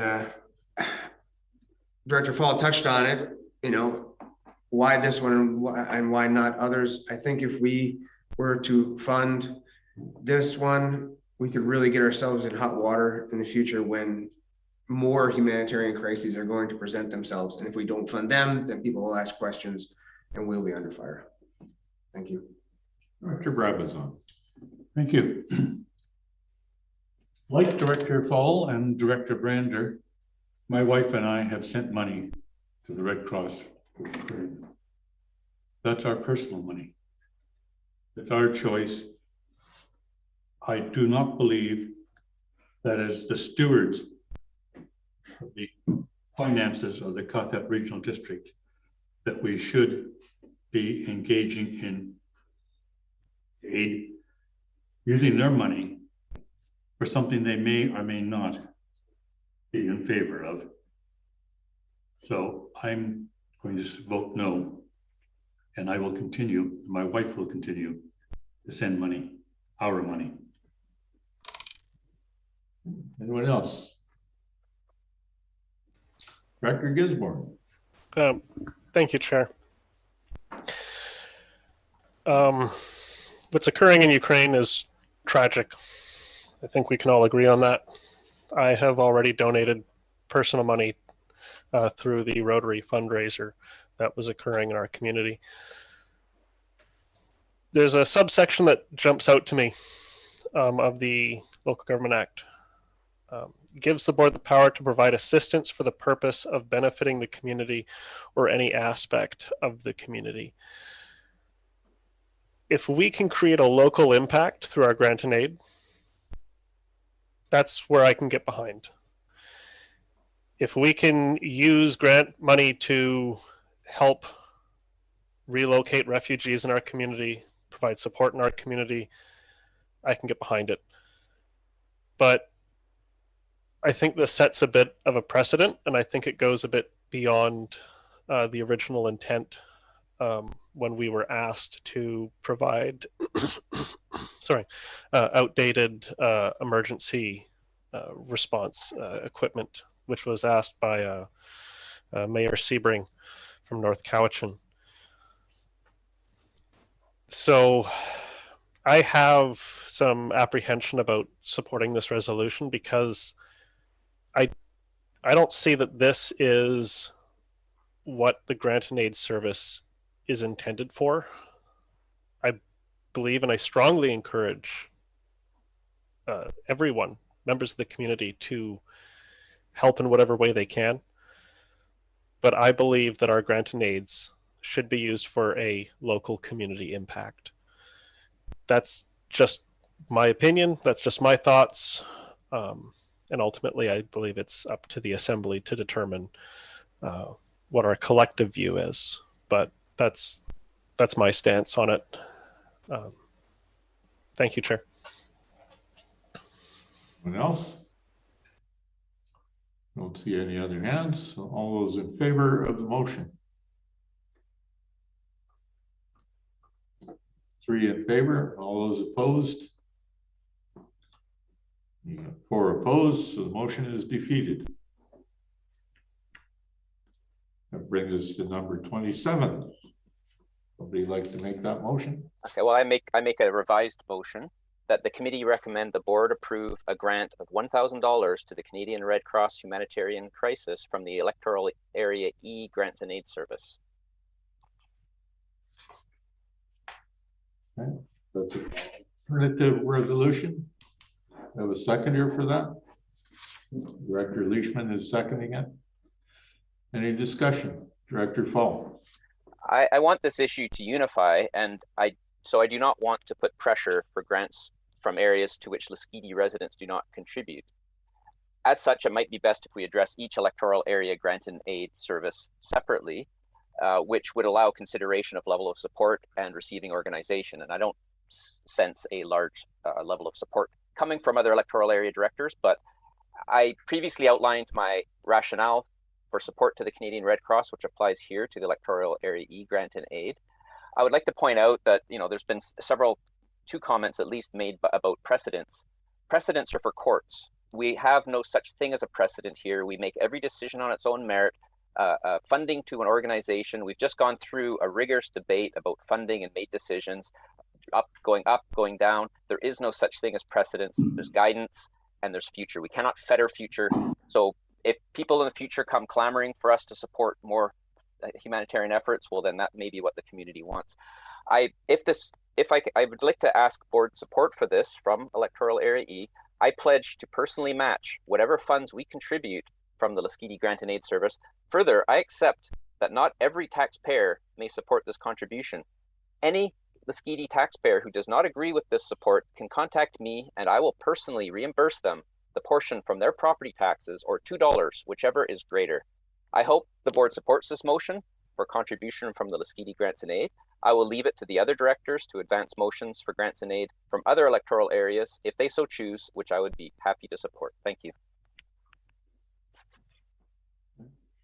We have a motion and seconded. Any other discussion? All those in favor of the motion?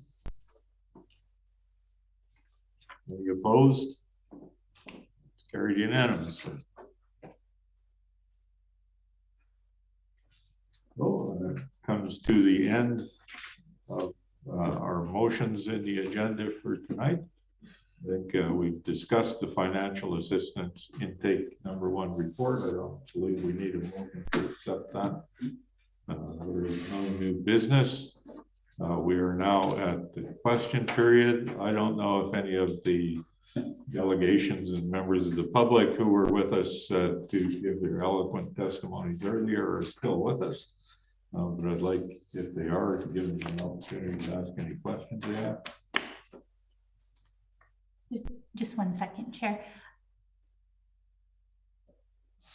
Ms. Lawson, has anybody messaged you with questions? Just what I'd say you earlier. Should I, nothing else? No, Chair. Nope, no questions. Mr. Linsky is still on. I wonder if he has any questions. He's sound asleep. He's not with us any longer, Chair. Not with us anymore. It's been a long meeting. There is no proposed closed session or even an in-camera session. And this brings us to the adjournment. Thanks, folks. It's been a long, hard night. Thank you, everybody, for your efforts. Everybody next. Have a good night.